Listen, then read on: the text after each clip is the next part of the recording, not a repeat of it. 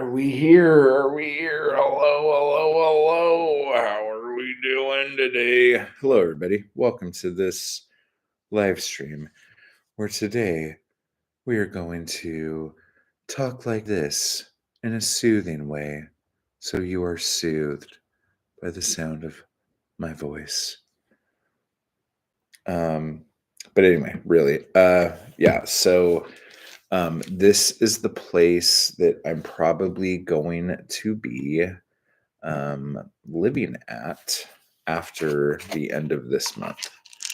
But I'm here now because it is outside of the fire zone. And the place that I live now is inside of the get the fuck out zone. So, yeah. Sorry, I'm trying to take a bunch of pills because I can't breathe and my back is killing me.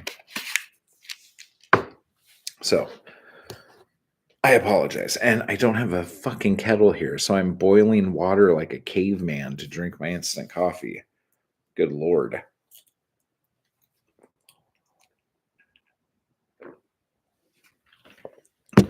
But anyway, we'll do a little tour and stuff of the place in a little bit. There's all sorts of fun stuff around. Nicky Jam. Hello, Jude. Gurfy. Hello. Goddess. You know, in all the pictures I've seen of goddesses and statues and stuff, they dress a certain way. So if you guys are going to start throwing that around, you guys need to really make sure you're playing ball here. You had us worried. I had you worried. Well, let me tell you, I was a bit worried myself. But yeah, so let me show you the map. Not so you guys can come find me, but just see, let me actually see if anything has been updated on here. How come I'm not on here anymore? Have I disappeared? Have I vanished? I think I vanished. But yeah, so where I was staying, it's there. And where I am now, I don't know why my location isn't on here. It had a little blue dot yesterday. Now I am right, like where you see the point of where the pink is, I'm like right here. So I'm like, I don't know how many miles away that is, probably like 4, but there's a little bit of a canyon right there. And so I'm hoping that canyon holds the fire back, but it doesn't hold shit going down. So, like, ooh, I don't know.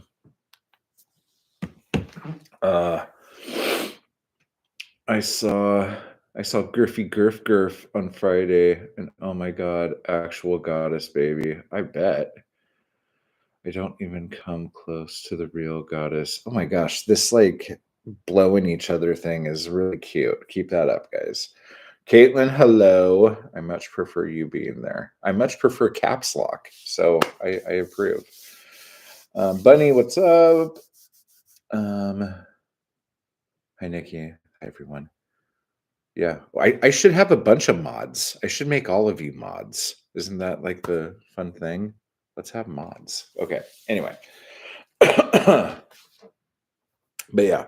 So this area looks okay, but the air quality is not great. I wonder how much I can take you around and show you stuff. I don't know. Let's sit here for a minute and I'll finish my lukewarm coffee and then we will do a bit of a tour. By the way, at one point you had like 50 priests willing to get to safety. So I'm low key taking full credit for you being all right. As you should. As you should. I don't want to be the first time I had 50 priests willing to do something for me. Jokes, jokes. Um, Thomas, what's up, my brother? I guess everything is fine. Ish.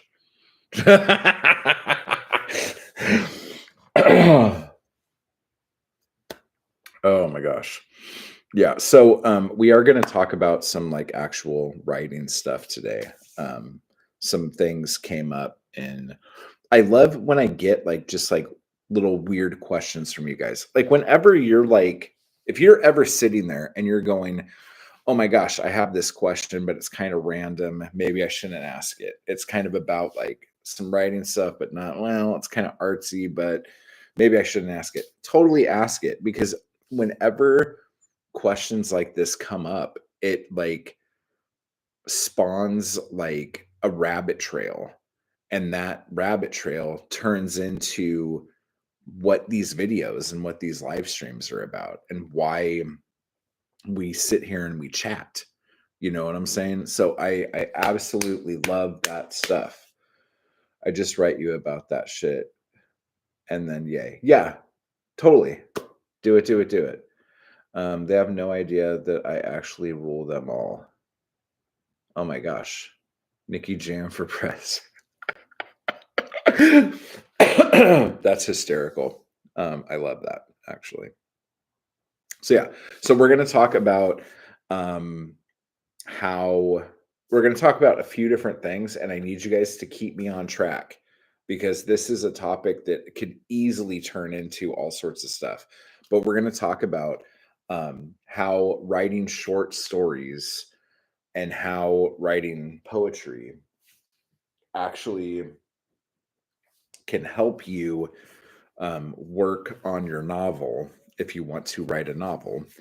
We're also going to talk about how writing short stories about different things can just help you people every day, because peopling's fucking hard.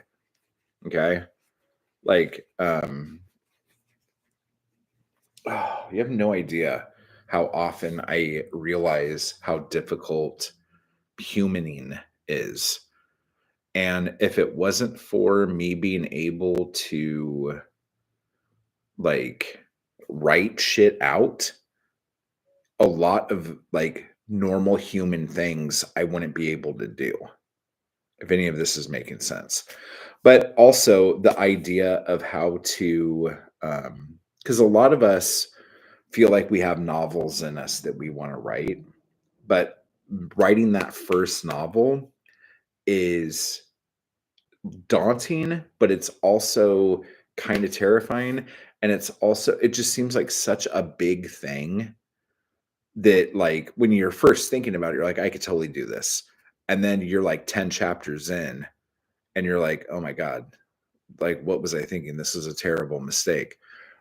So, what a lot of early writers did, especially early pulp writers and early magazine writers, they took their short stories and they did these things called bind ups, where they would take a lot of their short stories, put them together, and then maybe write one other short story or two other short stories as kind of like wraparounds to like put this whole thing together to make it an actual book, you know. And a lot of your a lot of your favorite books were probably like that, and you had no idea. So like, I mean, we could go down the list, especially when we get into sci-fi, but like the Dark Tower shit, those were all short stories. um Dune, short stories. Foundation, short stories. In fact, I'm trying to remember how many years passed. If you read the first Foundation book, um, the first chapter in that book was written, I think, something like 30 years after the publication of the second chapter as a short story. If that makes any sense. I could be totally wrong about all this. I don't think I am. Um, Oh my god, I love this little boy so much, but why does he not just sleep? Okay. Oh, I thought you were talking about Asimov or something for a second there. I'm like, what is happening? Jeff, what's going on, man? Um, Mindy, hello. But yeah, so that's one thing. And then if you guys remember, Jimmy might pop in here. But there's an old podcast episode where I interviewed him. Um, and give it 13 years and you'll be saying the exact opposite. That's so funny. And then once they're gone, you feel like your soul's been ripped out and you gave all of this time and energy to another human for what? For them to just like leave you in the lurch. They have trained you to take care of somebody and then they're like, laters, bye, peace out. And then you have no one to take care of and your life spirals out of control. Just kidding. Just kidding, not kidding. But yeah. But if you remember that interview I did with him about his book, he was writing a novel that I'm trying to remember exactly how he worded it. It was something like for 20 years he was trying to put this novel together and it wasn't like clicking and he had to keep like rewriting it and stuff. And I don't remember exactly how this helped precisely, but he started writing poetry coming from the character in the book. And that, like him writing a bunch of poems and song lyrics as the character from the book, got him through to finish the book, if that makes sense. So there's all sorts of ways doing little things helps you do the bigger thing. Especially if like just if you're an artist, like you draw, you doodle, you do these things so you can do the bigger pieces. You know what I'm saying? Um so yeah. So in the chat, oh, we're even going to do one of these. Let's do this. Let's try to do 5 of these and we will set the timer for that. And let's see. Oh, I don't know where those are, so I can't do that. We'll just do oh, we could do like I don't know, some kind of artsy live stream. Yeah, we'll say that. We'll say artsy live stream. There, goals are now set. So there it is. The only time I tried putting poetry in a novel was when I thought my main character was a poet. Tried it for a chapter and then was like, hell no. She can just be a photographer. So did you take pictures to put in the book too, or do you just talk about the pictures that she like took? Because that's a pretty cheap ass exit there, Nikki. You know better than that. What the fuck? Am I right? That book better have more pictures in it than a goddamn Dr. Seuss book. I'm just giving you shit now. But hey, I want you guys to know something. Okay. If you want the rainbow, you got to put up with the rain. Sorted. Don't fuck with me right now, guys. I'm on one right now. Wow, Nikki, a poet main character would be tough, but really cool. Do it, Jeff. Write that book.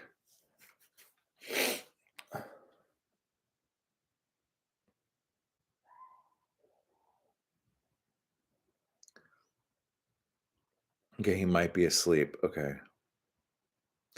I can't remember the name of Jimmy's book. It's a really good title too. I don't know. He'll probably pop in here in a bit. But I can't steal Nikki's ideas. Oh my gosh.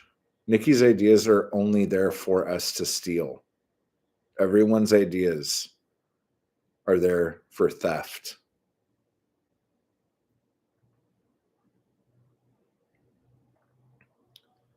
Everyone talk quietly. But Jeff, she didn't even do it. Her character's a photographer. You can steal that idea. The idea came to her and she said, "No, thank you, the gods. I'll do this thing instead." I also tried the George R. R. Martin approach. Mention but don't write. But that felt like an either bigger cop out. Wait, what do you mean you tried the George R. R. Martin approach? Like to talk about it, then not do it? Is that what you mean? Oh, that character got shelved. So maybe she's a poet after all. Oh. Yeah. That's always been a thing for me. Like if an idea I have lingers long enough for me to shelve it, I fucked up. And that's when I started feeling very good about writing short stories. Because a lot of times we have these ideas that we think are very grand. And we're like, oh my God, this will be such an awesome book. Oh, wait, no, this will be an awesome book series. Oh my God, because this will happen and then this can happen. Oh my gosh, like this could just go on forever. And you talk all this shit up in your head and you say all these things. And then when you actually start writing down the stuff, there's only enough there for like maybe one book. And you just plotted out what you thought was a whole series, but it's just like barely a book. So a lot of times a good thing to do is to not think about the things that the ideas we have as a book series. Like I swear to God, this whole Amazon, George R. R. Martin, J.K. Rowling thing, Twilight, the whole thing, it like ruined how creative people come up with ideas. Okay. Like you don't have to have a giant book series. Just write a ton of really awesome short stories about this character. Okay. It's what Conan was. You know what I'm saying? And if you can put all of these great things together while you're doing this, you will accidentally build the world. You will accidentally build the lore as you are just doing like random writing stuff about a character. You know what I'm saying? So, and I know no one wants to hear about this because everyone wants something right now. But like, once you get like 8 years into writing all of these short stories about this one character, you're like, oh my God, like I know this, like it's like my life. I can totally write a book series about this. And you could just keep going. But nobody wants to put that time in of making something amazing and making something huge. And because again, we go to this thing where we say, hey, what is it like to be a writer for you? And you're like, oh, just accolades, awards, parties, people just like coming up to me, like doing book signings, having Funko Pops of my characters, all this stuff. But no one thinks about sitting up at night all night, like agonizing over this part of a story that you can't figure out. And you're like typing and you're drinking so much coffee and whiskey at the same time and like doing all sorts of horrible drugs, trying to get your mind into a state to be able to figure this out. My God, we're all thinking about the wrong thing. Let's see.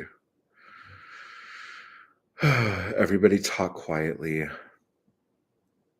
I know that's about the baby bunny, but that's okay. Yeah, it wasn't easy. Oh yeah, we already did that. We already did that.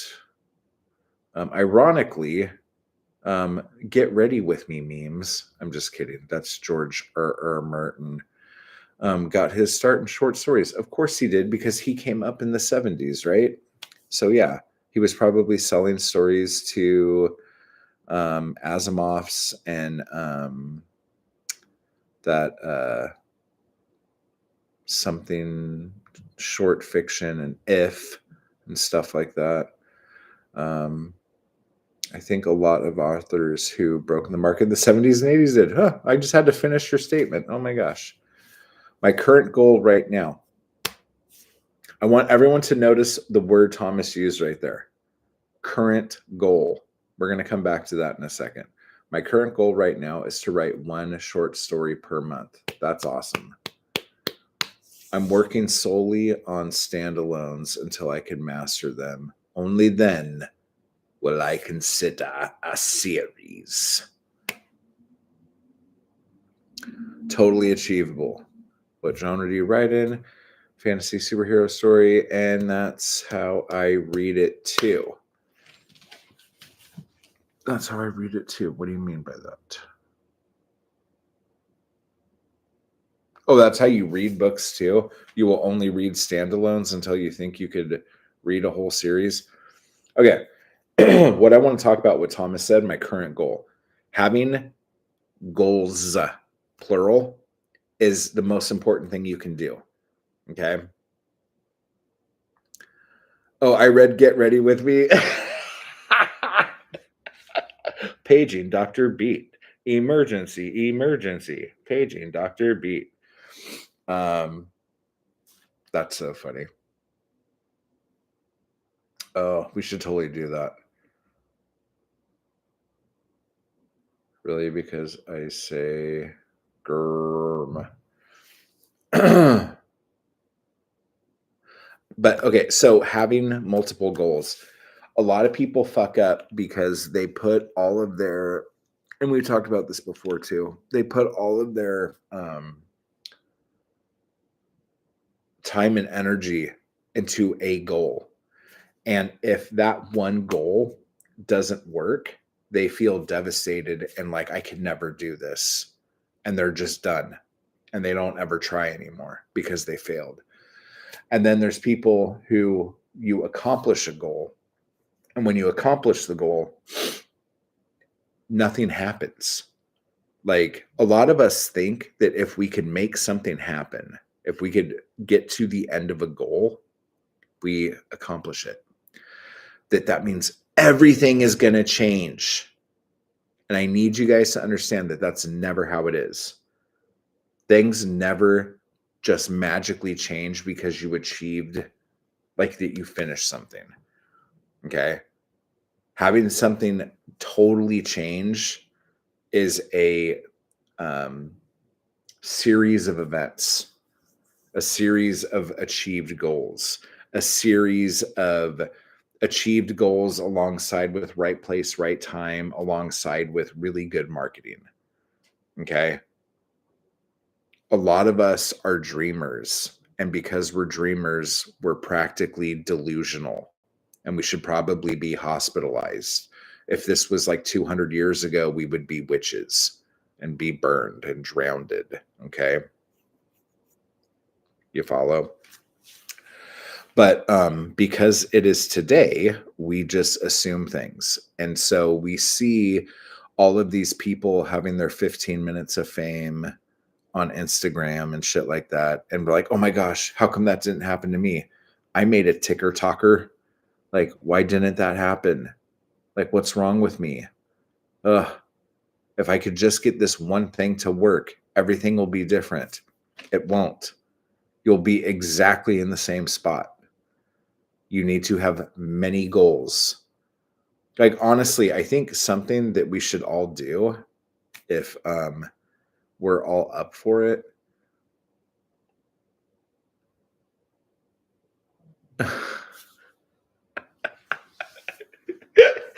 That's good. That's really good. But I think we should right now come up with 12 goals for this year that you're actually going to do.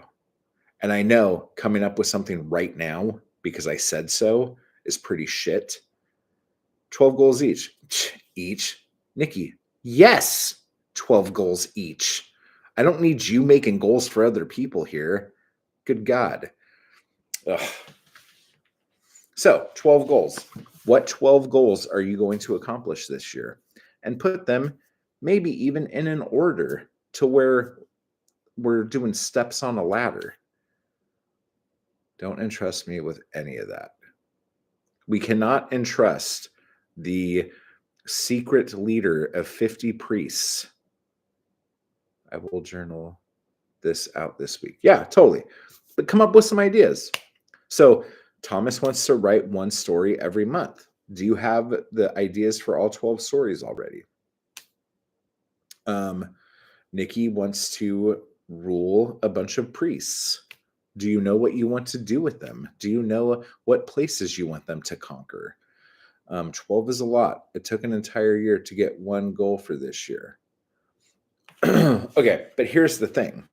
And here is the thing. If it took you all year to do one goal, I'm going to guess that in order to make that one goal happen, you had to achieve a lot of smaller goals to make that one goal a thing. Okay. And we talk about this a lot too. Everything is a ladder. Okay. Even a book is a ladder.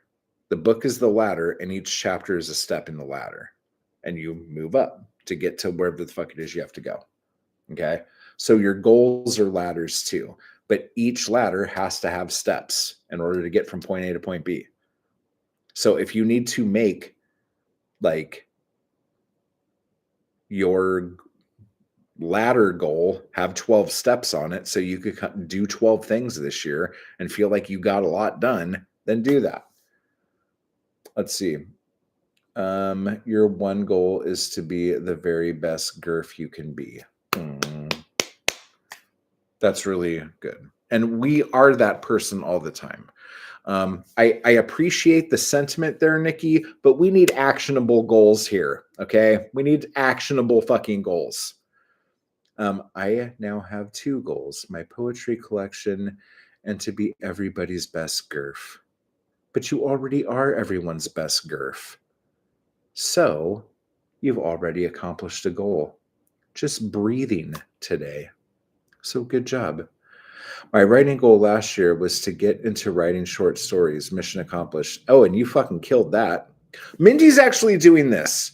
Mindy's writing a bunch of short stories that are kind of like the things that can go wrong in the outdoors. And eventually we'll be able to put all of those together into like a collection. So yeah, Mindy's doing that already. Good job. And write that goddamn poetry collection.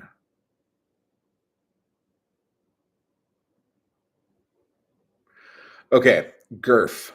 We are going to ask you a series of questions. Have you already started writing this poetry collection? And if not, why? What poems are you writing if you're not writing those poems? And do you already know what the collection theme is when you're already like in it? Is that what's happening? These are writing goals or everything goals.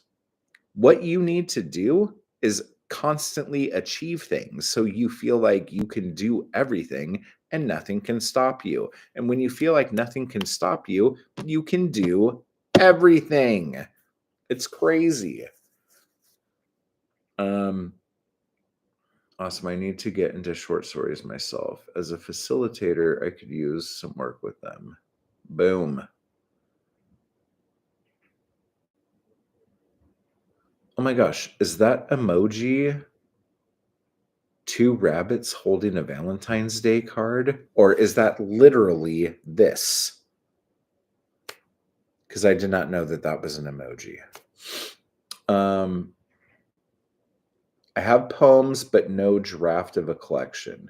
I have a rough idea of what the theme is, albeit incidental. How come sometimes like you guys say stuff and then it just sounds sinister? Like I feel like Palpatine is taking over. Albeit incidental. I haven't written In a hot minute, though. Your friends. No, I'm just kidding. Okay. We have evil plans. We do. We have very evil plans. I should do it.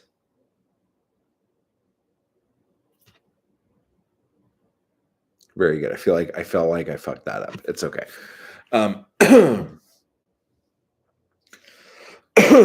Yes, like Palpatine. But what is your incidental theme? Let's talk about that. I am getting my printer back here soon, so I am going to be printing out chapbooks again, but I'm also going to be continuing to put out my ebook / bigger paperbacks, and I need to finish doing the dude, I have so many things. Like I started my art store website thing, so that's cool. That's finally something to check off the list. So mattwallart.com, guys. Everyone should go and look at stuff. Although things are changing on there constantly, and I don't have all my stuff up there.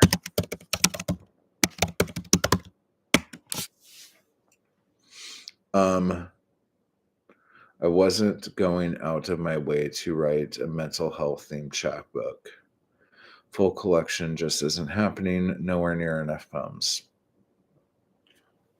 But a lot of poems are based around mental health experiences. How many poems do you think you need for a full book? Or are you more of a page count person? Because I've heard from a lot of people who are more into I don't want to say just formal poetry, but poetry in general, that they prefer slim volumes, like 40 to 60 pages, and 100 pages is really pushing it. But for me, like my chapbooks are like roughly 30 to 40 pages, and my books are anywhere from, I think 120 was the smallest one, and the longest one was like 330 pages. So I had 60 in my poetry book. 60 pages or 60 poems? We talked about this a while back on stream, and I think maybe 50, 60 pages was the goal for a full collection. I just don't have enough. You know what I say about you not having enough? A bigger fucking font. Boom, sorted. Do it. 60 poems, about 70 pages of poetry total. I have around 45 pages of poetry in my manuscript. Jeff, is this different than the one that you're doing with that guy that you're talking about? Is this a different one? If I get to about 20 poems, I'll be laughing. Why are you laughing? Dude, just take the poems that you have, do the font size like, I don't know, 45, and go like that. We'll fix that. You've got enough life to mine for inspiration. You totally do. Same one? Okay, cool. Now, is that with the pictures in it and how you're going to put it in the book, Jeff? Like, does that add pages? Or are you talking about you have 45 pages of poems in your manuscript? I have 45 pages of poetry in my manuscript. Okay. It's funny because I'm here at my friend's apartment, and I was looking at his bookcase trying to find something to read. And I'm like, oh, he's got all sorts of cool shit. He's got stuff on TM, and we were talking about TM the other day. And he's done a lot of writing. So, and he works in film. So there's all these cool movie books and stuff. And there's even Stephen King on writing, and I'm just looking around at stuff, and then I'm like, oh shit. Oh my gosh. What is that? But he has this on his bookshelf. Oh, adorable. And he has, oh my gosh, look at him. Oh my gosh, he even has Cinecrypt. I don't even have one of these. Oh my gosh, and look at the weird mask thing on the back of it. Holy shit. This was one of those zines. This zine used so much ink that like I can't remember how many ink cartridges I used just to print these out. How to watch the Uni Big Three. Oh, I wrote that one. I remember that. The Man Who Laughs, Horror Hiatus, The Lost Years of 1937 to 1938. Bride debut issue. Okay, let's see what's in here. Okay, He Who Laughs Last by Stephen Thompson. An in-depth look at the importance of the man who laughs. Very nice. Horror Hiatus, The Lost Years of 37 and 38 by the Phantom Eric. How will Hayes and religion join forces to almost destroy everything fun? Bride by Charlie Vaughn. Oh my gosh. A personal look at how one movie changed a young boy's life. And then how to watch the Universal Big Three. What should the viewing order be for all the Dracula, Frankenstein, and Wolfman films? Oh my gosh, how much fun. Look at this. Look at all of these fun, non-licensed images. Oh my gosh. This was so much fun to make. I fucking love making fucking dumb zines and shit, dude. Oh, look at that. That's fun. Oh my fucking god, how funny.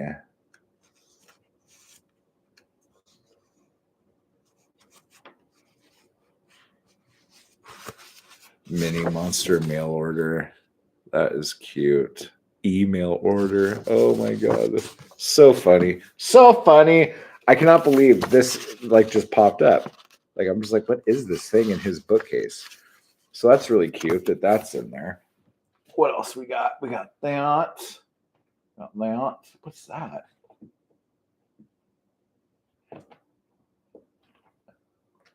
And then he's got this in there too, which is awesome. Yay. That is so funny. I don't even have a copy of Cinecrypt anymore. That's so weird. Oh, let's see. Oh, I've missed a lot of stuff here. Gurf says, pros and cons to both. I get self-conscious around other poets, but if I'm trying to write alone, I end up procrastinating a lot of the time. Dude, you did great when you came to that writing Zoom we did. Oh, shoot. I need to find that. We had an awesome writing Zoom on Friday, guys. I wrote some great shit, but everyone who was there wrote a ton of awesome stuff. I just get excited when I really love the stuff I write in groups. It makes me feel like, because when you don't write a lot, when you don't write every day, I think sometimes you feel like, not that you've lost it, but like, oh shit, like I don't know. Like you start judging what you write, like, dude, when was the last time I wrote something good? You know? And the thing that I've been feeling really awesome about is that every time I write, I think I'm writing great shit. Like lately, like in the last like few months. Like even though I'm not writing as much as I was writing, when I write, I'm really loving the shit that I'm coming up with. And I'm noticing like patterns in how I write. And what do you call it? Like not necessarily the hook, but Just some good shit. Let me see. Let me see if I want to read something. That I wrote.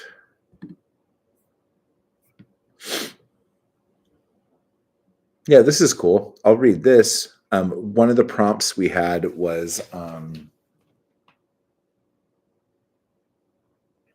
why we create. Like what is the thing about us that makes us create? And so my poem here is as follows. So I don't cry, so I don't scream, so I don't cut, so I don't bleed, so I don't break, so I don't punch, so I don't do all the destructive things that I'm even afraid to type. I write, I type, I make lines, hit return, and do it again. It's easier to paint.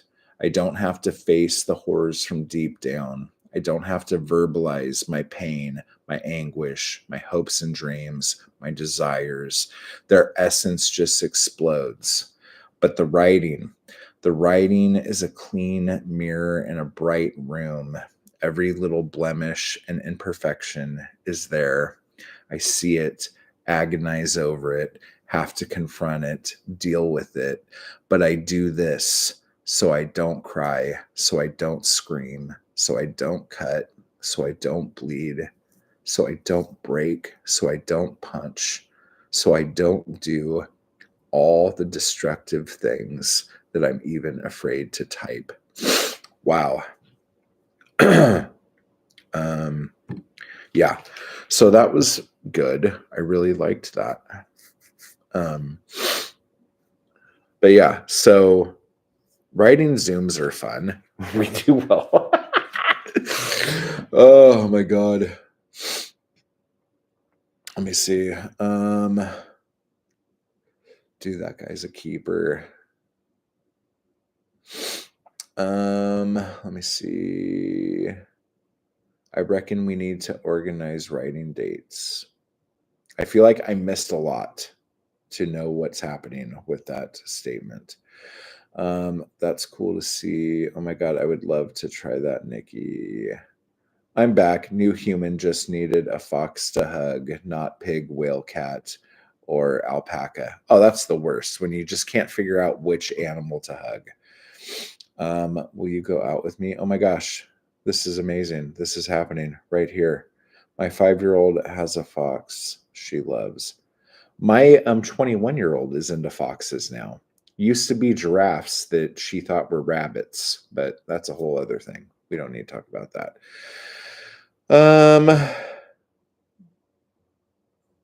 Gurf and Nikki are official. That's good.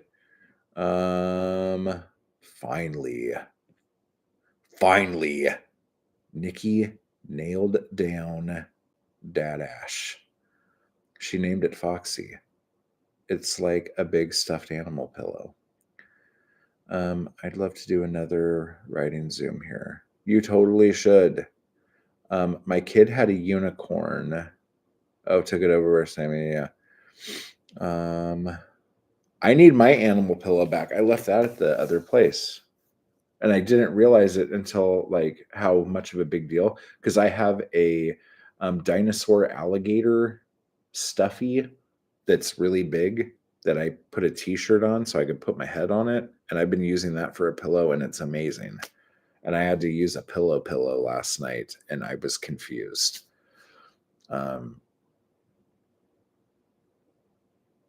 Blue, blow, blue. Jeff's on my site. I was like, what? I'm like, oh shit.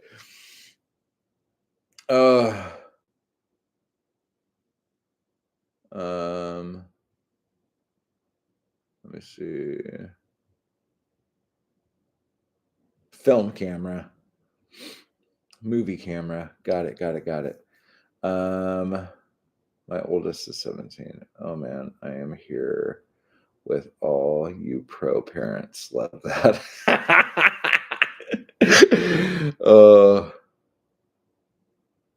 We're all adult parents of adults, and it's scary. Take no advice from me ever. Yeah, being a parent is just failing constantly, but knowing that you have to, like, keep going, like, and knowing that the failure is fine.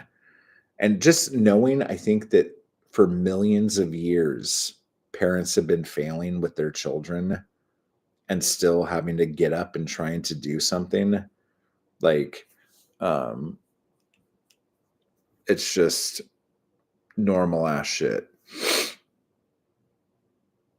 Um, you guys are cracking me up. Okay, so goals. One goal was to get my store up, and my store is up. So that's one goal. How dare you? You're a top tier mom. Yes.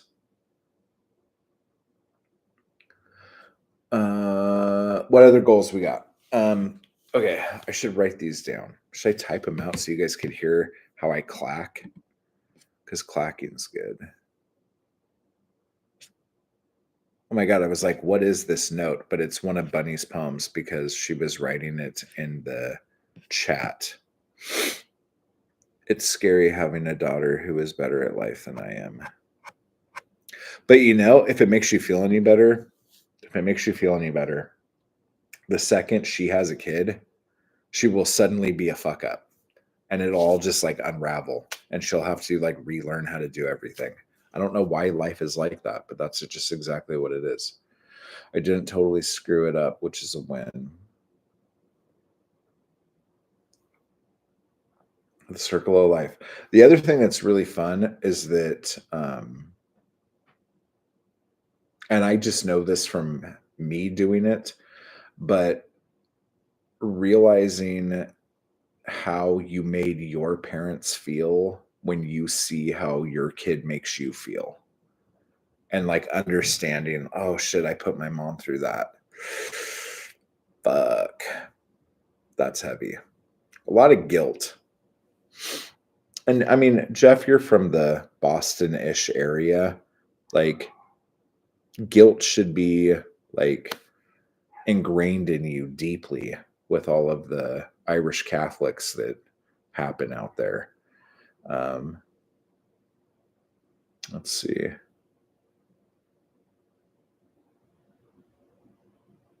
Oh, look at all these parents high fiving each other. Good job, guys. We're all killing it. But yeah, goals, guys. Let's do this. Okay, so one shop sorted, done. It's not complete, but it's done. Okay, Seasons of the Muse. I need to get that out. But I'm going to send that out to another editor. So deal with that. Dude, there is so much like ash on everything. It's freaking me out. Seasons of the Muse out. I want to put out the new Fingering the Mundane edition.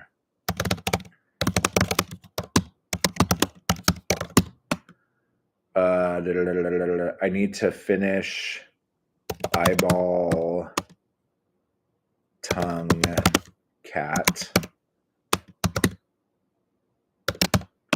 That's something. I also want an exhibition this year. That is something I brought up before.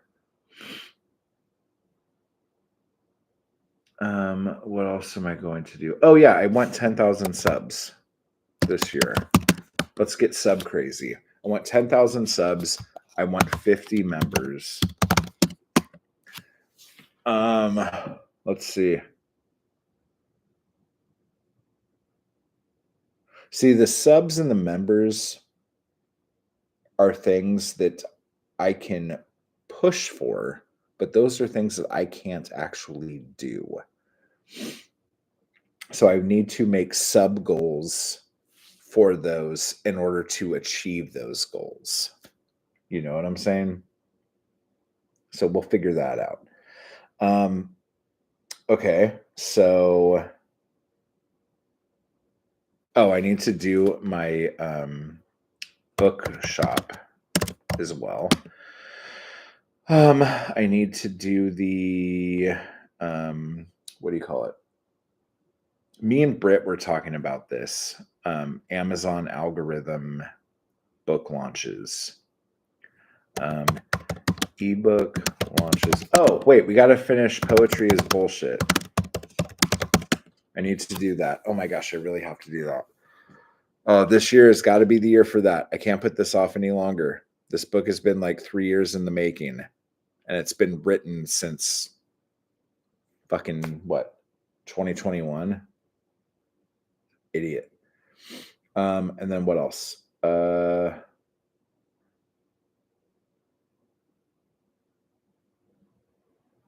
You know what I would like to do? I want to write every time I go to write my list, the chat pops off and I delete what I wrote. Don't delete what you wrote.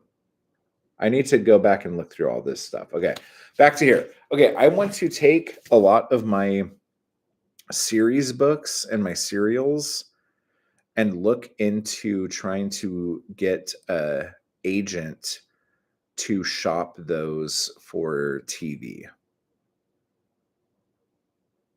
So we're going to do shopping IPs. Okay, we're going to go with that because that's a big thing. We need to work on that.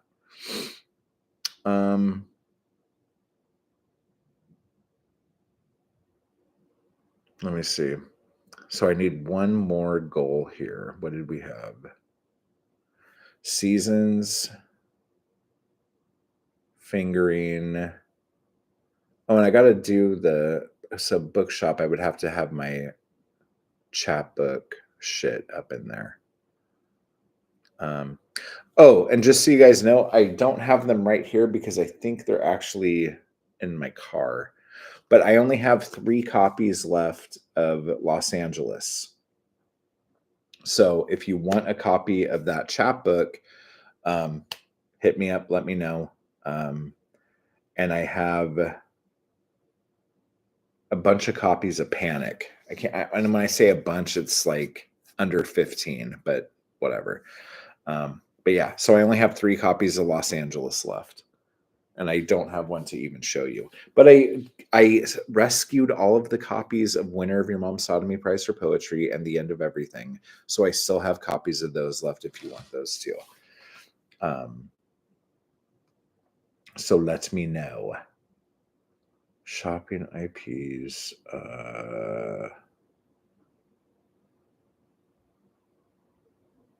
And then I guess getting back into monthly releases. Monthly releases. And here, I'm just going to go 13, Blood Rag. Let's get that issue of the Blood Rag out. And then that's something I could cross off right away too.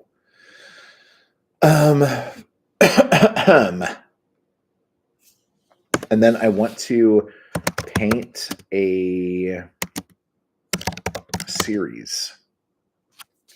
Come up with a series of things to paint and paint the series.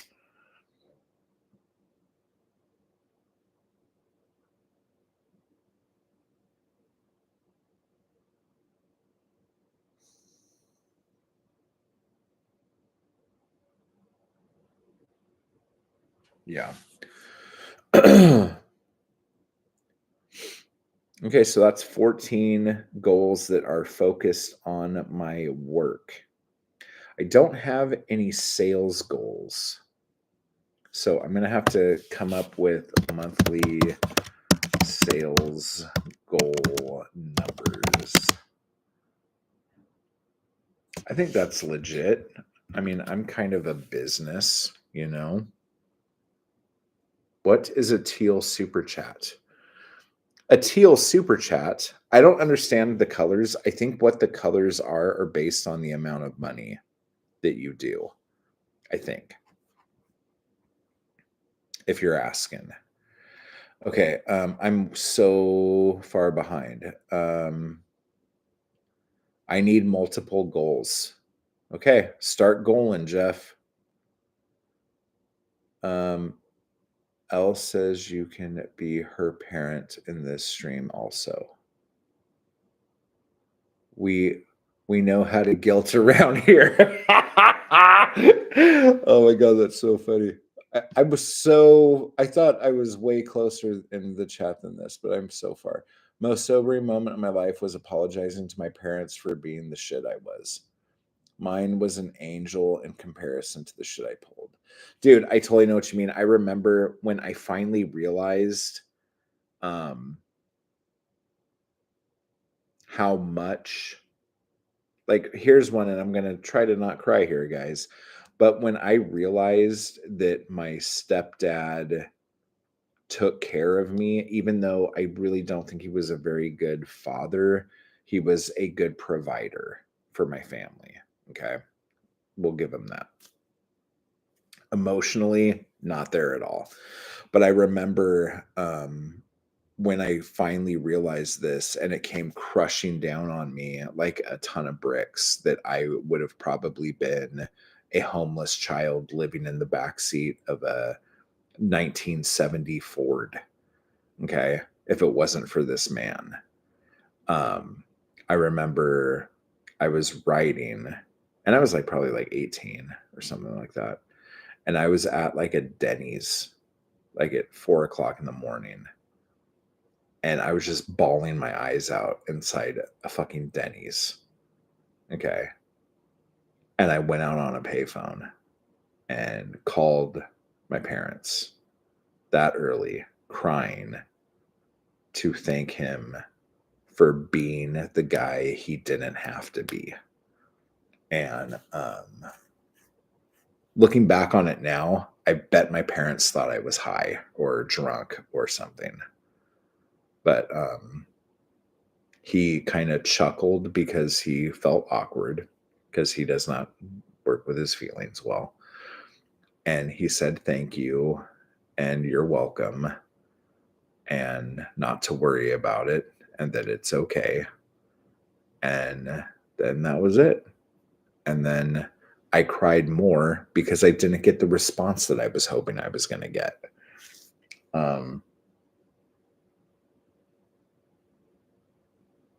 But yeah, so there you go. What a shit show my life is sometimes. That's how you know you've done it right. Oh, okay, yeah. So it didn't totally screw up. Yeah, I think we did all of this. Yeah. We hit this part. Okay.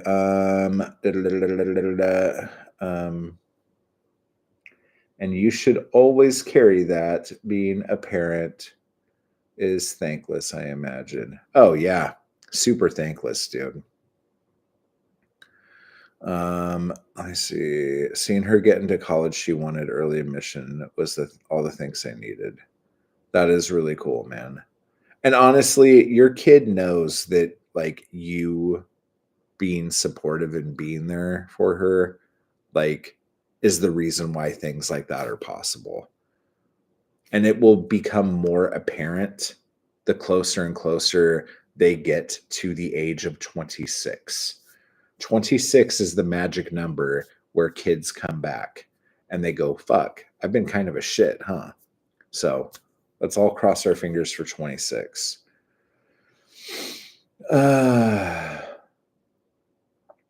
me see. Pre-law as a parent.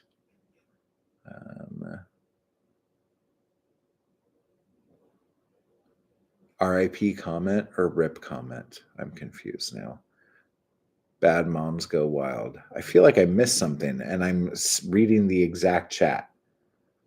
Let me see.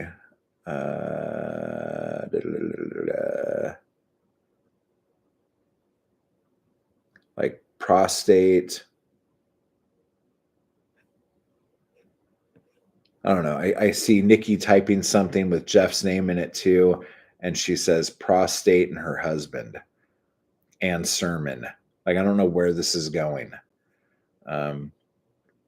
YouTube, either I just bought 20 super chats or it won't go through. As far as I know, there are no super chats, so I think you're okay. Are you on top chat or live chat? I'm on live chat. That's why I'm really confused because I didn't realize the whole difference between top chat and live chat for the longest time. Um, but yeah, so I'm in live chat now, but I still feel like I missed a lot of things, but that's okay. So what we're going to do now is I'm going to give you a brief little tour of the digs, and I have to be careful of all of the mirrors in here. Ugh. All right, let's go. Oh man, let me tell you what. There is some cool art in here. And I don't know. Oh, and there's some even cooler art down there.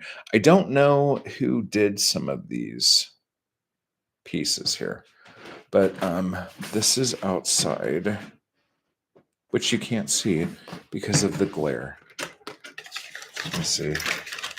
Is that seeable? Not really. Okay.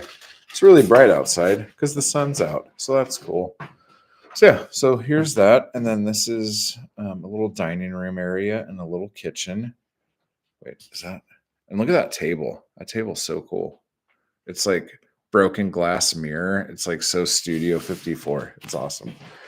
And then there's a little wet bar over here with tons of mirrors that you could see my pants or lack thereof. And then got a nice little bathroom with a separate shower and tub. Nice little curtain here into the bedroom that has this lamp that I'm losing my damn mind over. That lamp is so pretty. I love this lamp. But yeah. And then there's the bedroom. So yeah. Hardwood floor with a lot of nice rugs, which I appreciate a whole lot. And yeah. So cool. And I wish I could show you guys the Hollywood Hills here so you could see all of the crazy houses and also billboards and crap. Because there's all sorts of like the sides of buildings have what is that on the side of that building? That is some guy from some show on Max. I don't know. That's the side of that building. You're not going to be able to see it, are you? Wait, can you? Yes. Look, there is a man sitting there. And that is the side of a building. So bizarre. So weird. I love lamp. Lamps are amazing. And then there's a bunch of other things that are here. The couches are really nice. Not overly comfortable, but they're cozy. But here, I'm going to turn this like this so we can get the full effect. I don't know if it's even going to work. Let's see. Okay, so we do have that. Can we make it brighter? I don't think the brighter function works. What kind of modes do we have? Oh, shit. It's a damn raven here now. Let's see what else we got. Oh, shit. Oh, shit. Oh, shit. Oh, shit. What else we got? Oh, my gosh. I'm a fucking Jedi. Deal. That's a weird little thing. What about this? Oh. Oh. Oh. Yeah. Yeah. Oh yeah. Oh yeah. So this is something to do. Okay. I have a lamp that does this thing. How do I make it not have a mode? How do I make it just do things like color changes? I was pushing a button that changed the color. Is that the color button? Whatever. Yeah, but I can't seem to get it to go brighter. I don't know. There's also buttons for sound, so it like goes to music or something. I don't know. The brighter and the dimmers don't work. So yeah.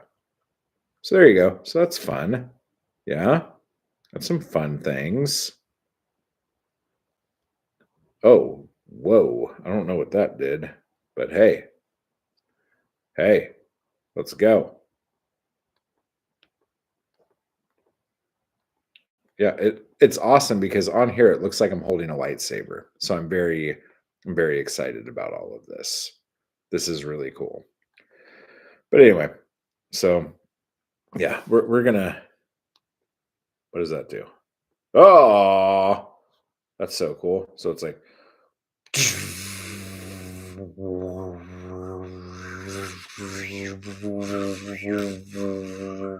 yeah, whatever. Obviously, I don't have enough to do with my life that I'm now playing with a lightsaber. That is a nice lamp. Okay. We all like the lamp. I appreciate the lamp. What other colors we got here?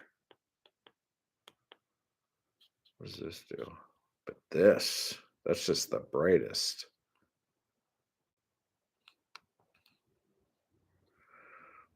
Okay, okay. Very cool. All right. So yeah, it's a thing. It's a thing. I like it. All right. Show us the lamp. Are you mad that I took the lamp away? Is that what's happening? You guys just want to see the lamp? Okay. You guys like that kind of stuff, right? Here, I'll just put it here and put it on like fancy do stuff. Okay. There you go. It's on fancy do stuff mode. No, we need there we go. That's super fancy do stuff. There. Okay. Nikki wins. Justice for the fucking lamp. There it is. Enjoy yourself, guys. I'll be here all week. Actually, I might be here all week now that I think about it. That is kind of nice that that is how that worked out. Um, yeah, I'm very accommodating. All you have to do is ask for something, and I usually give it to you guys. God, so easy. That woman was right. You know what I'm talking about. I'm talking to you. Damn it. Um, okay, so the other thing I had an idea of doing because I want to like work on a series of paintings, but I kind of wanted to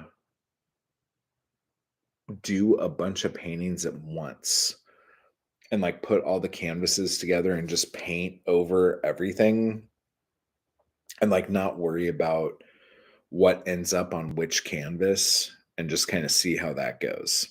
So that might be something that happens here pretty soon. But do you guys have any questions about theming your chapbooks or anything like that? We've talked about that in the past. Um, if you don't know how that works or how I do that, I usually write, for those of you who've never heard this story, I write a ridiculous amount of poems. Okay. And then what I used to do, and I haven't done this lately, and me and Bunny were just talking about this because me and Bunny used to do this at the same time too.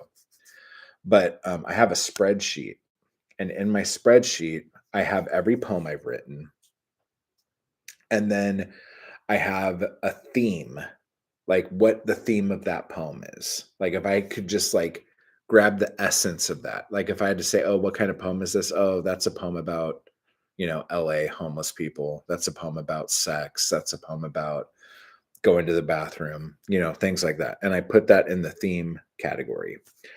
And then when I do, when it's time for me to put a poetry collection together, I will do Control F and look up like one of the theme words I've used. Okay. So if it's bathroom, I will write bathroom and see how many poems come up. And if it's over 20, I have a chapbook. Okay. So it'll be like when I hit 20 or something. And it wasn't always over 20 because like some of the chapbooks only have like 12 poems in them, but they're longer poems. But so I would be like, okay, LA. And when I have that many poems for that, I take those and I put them into a book. So that's what I was doing for a long time. But then when I started doing the writing a chapbook in an hour like workshop, which I think we should do again just for fun. Like, do you guys want to do that? If you guys want to do the write a chapbook in an hour workshop and you guys are going to come do it, don't just say you want to do it. I need you to commit. Okay. If you want to do that, leave that in the chat and we will set up a time for it. Because I think we're going to start doing that at least monthly for members as opposed to just like our free writes. But yeah, so when I started doing that, I stopped theming stuff because writing the chapbook in an hour, the way that process works, you automatically theme everything in the chapbook. So that's fine. And then when I started doing like the last couple chapbooks I put out have been like the only theme was these poems were written during this month. So it was more like a timeline, time capsule theme. There is one chapbook I have, and I'm trying to remember which one it is. You guys might actually know better than I do. But there's one chapbook I have where half the poems in it were written in March of one year, and then the other half of the book were poems written in March of the following year.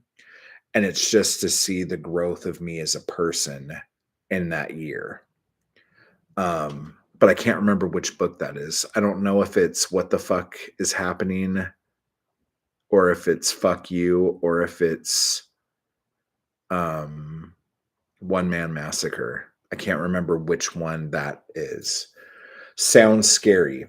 You sound scary. You have to get out of your own way and just do. Damn it, Gurf. If you're going to be Palpatine, I'm going to be Yoda. There is no fucking try. You just do the fucking thing. Jeff says, I have 31 poems together for my manuscript, but I have some unexplainable need for whole numbers so I could keep thinking I should delete one poem or add 4 more. It's not here's the thing that's going to blow your mind, dude. It's not the poems that you need. It's that the page count has to be in multiples of 4. If your page count is not in multiples of 4, then your book's going to have these weird empty pages. So, like, it doesn't matter how many poems you have unless you called your book 31 poems. And then you're like, shit, now I got to fucking write 31 poems. But usually titles like that only come up once you see that you already have that many poems. But I'm going to be honest. If I had a book that had exactly 31 poems in it, it would be really hard for me not to call that book 31 poems or 31 poems of happiness or 31 poems of strife or 120 days of Sodom, something like that. Something like that. I have that same number thing. I can only have numbers that end in 0, 5, or sometimes 7. LOL, I know. Yes, you definitely need to caps lock that when I yell at you. And you're like, oh, yeah, I know, I understand. Multiples of 4. Okay, that makes sense. Well, it has to be multiples of 4 because when you are making a book, the pages fold and each page is going to have 4 pages on it. So no matter how many pages you have in a book, that book page count is going to always be multiples of 4. So it's just you have to do that. Wait, I read that book. What book did you read? Yes, Bunny. 0 or 5. I don't know why. Bunny and Jeff, if you guys put out a poetry book and you have 0 poems in it, that's not a poetry book. The Days of Sodom one, not funny. Yeah, it's a movie. I didn't know it was a book even, unless that's the Marquis de Sade book of bullshit. But yeah, I was just joking around. I dig those stories or collections or whatever when you say, here is a number of this many things that do this thing. Titles like that are fun. Like I have a book called 13 Miles South of Hell. And I think there's 13 poems in it. And that's fun. So I like that.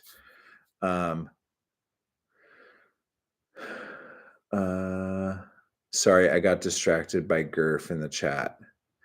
I'm not going to start talking about how you use that word and that person in the same chat that made you distracted. So I'm going to keep that quiet, and I'm going to let you cross those T's and dot those I's. Just saying. Anyway, so yeah, so I can't remember what. Oh, and I don't have them here. I mean, I guess I could look. I could look. She's very distracting. Too pretty. I agree. Jesus. How's anyone supposed to get anything done? Ugh. Okay. Seriously, guys. Here. I could figure this out. Which books did I say it could have been?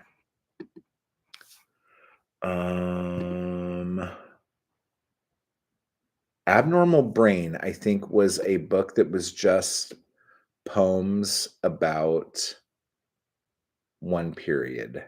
And Poems Over Pussy. Yeah, Poems Over Pussy is the book where I realized I need to stop chasing tail and focus on my writing. Because a lot of us poets, not every poet, but a lot of us poets, think the thing that makes us a poet is how much tail we can get. And some of us poets think it's important to have the illusion of being available because they think poetry is romantic. And they think in their head that if they say they're a poet and they have female, and we're talking about male poets here, but this could easily be flipped, but we're talking about male poets here. A male poet thinks if women think he's available, that when they read his romantic posy, that they will somehow think that he could be talking to them. Okay. Now, this same poet probably has delusions of grandeur about how important this poet really is. And they probably aren't that fucking important at all. And probably no one really gives a shit. But the fact that this poet wants there to be this aura of the romanticizing of the life of the poet and what the poet does and how the poet poets. It's funny. So there was a period where I was so into trying to dip my carrot into whatever ranch at the fucking smorgasbord. This is why I'm a bad poet, because my metaphors obviously suck. That I was just dating so hard Like, my life when I wasn't working was dating, and everything about everything was, am I talking to somebody? Do they like me? Do I like them? Are we going out? Me and this person aren't like locked in, so I could also see other people. So who else am I seeing? I'm not really a normal person unless I'm dating like 3 or 4 people at a time, right? Because that's what people do. Because you guys have to understand, I didn't date for almost my whole life. I didn't really go on my first date until about a year ago because I've never had to date. And I'm not saying it like this to brag, but like I've been almost like a serial relationship whore like my whole life. And when I wasn't a serial relationship whore, there were always people around who wanted my attention, if that makes sense. So I never had to do anything. I never had to work for it. I never had to like try to woo someone because it was just always a thing that was happening. And so learning how to date as a grown ass man was fucking weird.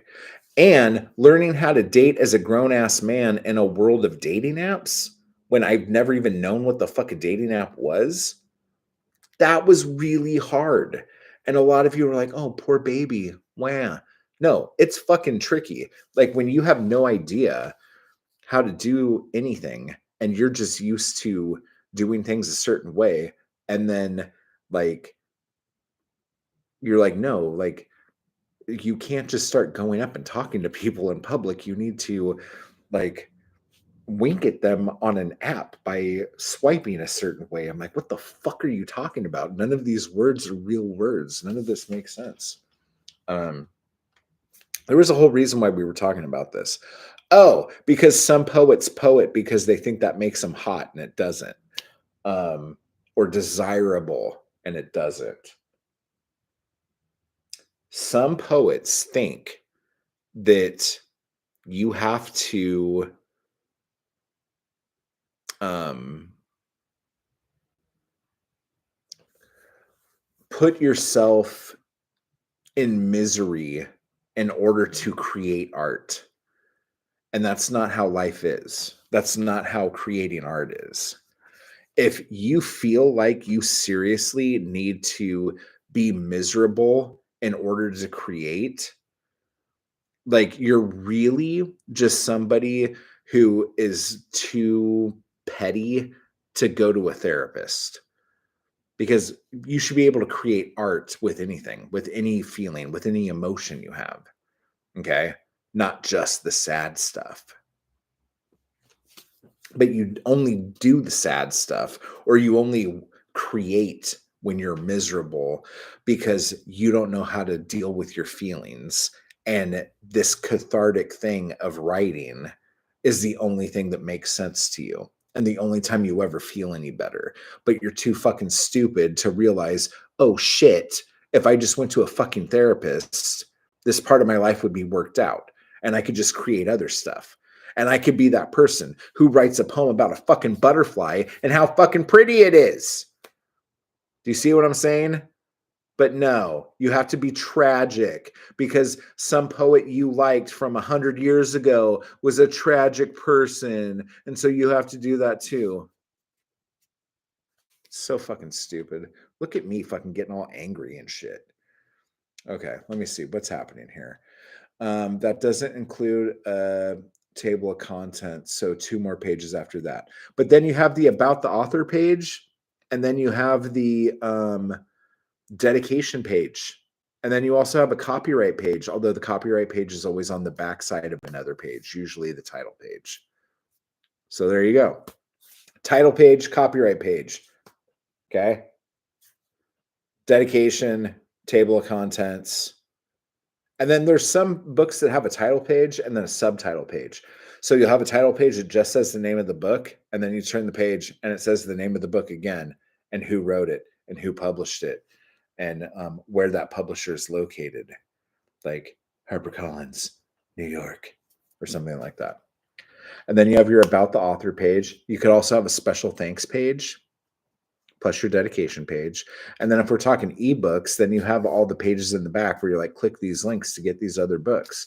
Oh, and here's this free gift I have for you too. Give me your email address and I'm going to fucking sell it on the dark web. Just kidding. Not going to do that, obviously. But you guys know what I'm talking about. Okay. Let me see. I'm completely unavailable, and that is sometimes what attracts people to me. Yes. And that is a real thing, actually. Getting things that you can't have. Good job. I'm kidding. Please don't. Wait. Oh, Bunny says, just write a poem that gets you the tail. Boom. 2 birds. See, that would be really easy. Let's just all do that. Let's listen to Bunny. Hey, guys, all you have to do is write a poem that gets you tail. And then that way you don't have to try to be a poet to get tail. You could actually just have the poem do the work for you. The problem is, I'm not going to lie, I think the problem is most poets aren't that good. And so they don't know how to do that. But yeah, that's how you kill 2 birds. Your carrot. Yes, my carrot. Me neither. Never dated ever. Wouldn't know how. Dude, it's so fucking weird. Gurf loves dating apps. The psychology of them is so damaging. Just kidding. Of course she doesn't like them. Open mics are a pretty good place to get laid. Pew, pew, pew. Shots fired. Shots fired. Shots fired. Open mics are a pretty good place to get laid. Nice. I used to feel that way, I think. Oh, Gurf. Freaking open mic. Yeah. The whole tortured poet thing and all. I snapped the fuck out of that. Oh, you weren't talking about getting laid at open mics. Got it. Understood. Someone said to me that art without a struggle isn't really art. And I was like, excuse me, I did art miserable and I will still do art without misery. Yeah, for real. Then in the UK, we're doing it wrong. Oh, you guys don't get laid at your poetry readings? Yeah. I'm not trying to be funny, but from what I gather, Upper East Coast poetry readings are quite the fertile ground, we will say. You're too good for that victim mentality, baby. Oh, yes, to Gurfs. Bunny Wild, exactly. Then the misery becomes your identity. And then who were you artistically without the torture? Okay, so besides Gurf being like completely nail on the head right here, this is something I really think a lot of people need to understand. And this is why theming, I'm going to throw this out at you guys, okay? When you guys theme a chapbook and then don't come out with another chapbook for a long time. These people who only put out like one book every 2 years or something like that, it blows my mind, because what you are telling people is that you are that theme. So for the next however many years until your next book comes out, you are totally going to be associated with what that thing is. Okay. Oh my gosh, we could even use Bukowski. I love when I could use Bukowski as a fucking example. We're going to use Bukowski as an example. Oh my God, this is going to be awesome. Okay, so, I mean, this is a crazy example, but here we go. So Bukowski got famous for writing about like the poor, drunken LA city dude. Okay. Even though a lot of the poems about this time of his life aren't about LA, they're about all over the place. Okay. Because like he was living in Philadelphia and like riding the rails for a couple years in there too. Oh my God, trigger me. Why don't you, Matt Wall? What did I do? Most poets are terrible, Matt. We're gonna get to this. We're gonna get to this. We're not self-loathing here, guys. Um, I need a holiday. Wait, what is happening right now? No, we find our best friends, which ain't wrong. I mean, oh yeah, best friends and getting laid are the same things. That's fine. I was about to say, if I add those pages, I'll have 80 pages. Awesome, awesome, awesome. Um, let's see. Okay, so here we go. We're back to this whole thing, right? I don't know why I triggered you. Tell me how I triggered you. Okay, so here's the thing. So Bukowski wrote all these poems about having like a I don't want to be defined by retrospect. Then fucking work harder. Jesus Christ. You don't have to be defined by anything. Please don't make me go back to those relationships. What is happening right now? I don't understand what's happening. Okay, so back to this Bukowski thing. I need you to use context when you speak to me, even if you're speaking to me in caps, which I love, by the way. Okay. So for years and years and years, because Bukowski, it's not that he was like a one trick pony, but there was like a good 10 years where all he wrote about was him looking back on the last like 30 years of his life. Okay. And then what was going on right then, which at this point was him getting a bit of fame for the other writings that he did. And so his bit of fame meant he was drinking more, gambling more, and fucking more. Okay. But he was still living in fucking East Hollywood, bombed out fucking shacks and hanging out with fucking prostitutes and like the lowly people. Okay. Then what happened was, as he started getting more popular and more famous, he was still writing about his life, but his life began to change because he was living a better life. So he didn't have a shit car anymore. He got a nice car. He finally settled down with a nice woman. He got a house. He bought a house with cash. He started selling the rights to his books and his poems as films. And then he started working on screenplays and was actually worked on a Hollywood film. Okay? So all these things started happening. So all through the 80s, he's writing about how fucking awesome his life is. And people got mad and they didn't like it. They didn't like him. So what ended up happening was, and what he found out was that it wasn't that people liked his writing as much as they liked the cult of personality that he had. Okay. And so for the next like 15 fucking years, all the stuff, not all the stuff, but if you read the actual collections that came out during that time, a lot of the poems that are in there are talking about how he feels that people don't have the same connection to his work that they did when he was fucking poor, when he was fucking homeless, when he was barely making it. So he had to kind of go back to that period to write about those things just so he was writing about those things again because that's what people expected and that's what people wanted. And he bucked the system as much as he could by writing as much about him being successful as he could, and then how like that must really piss you off that I'm fucking lighting cigars with $100 bills now, you piece of shit. Stuff like that. Do you guys see what I'm saying? So you can't just be a one trick pony because people will expect that's all you ever do. So if you put out a book, and I think this is what Nikki's talking about, if you put out a book and that book is just about this one topic, and then you don't follow that up soon with something completely different, but still your style, people are going to start thinking you're that person. Oh, if I want to read poems about carrots and ranch, I got to read this guy's stuff because that's all he's ever going to put out. You have to constantly be diversifying your portfolio of work so you are not that thing.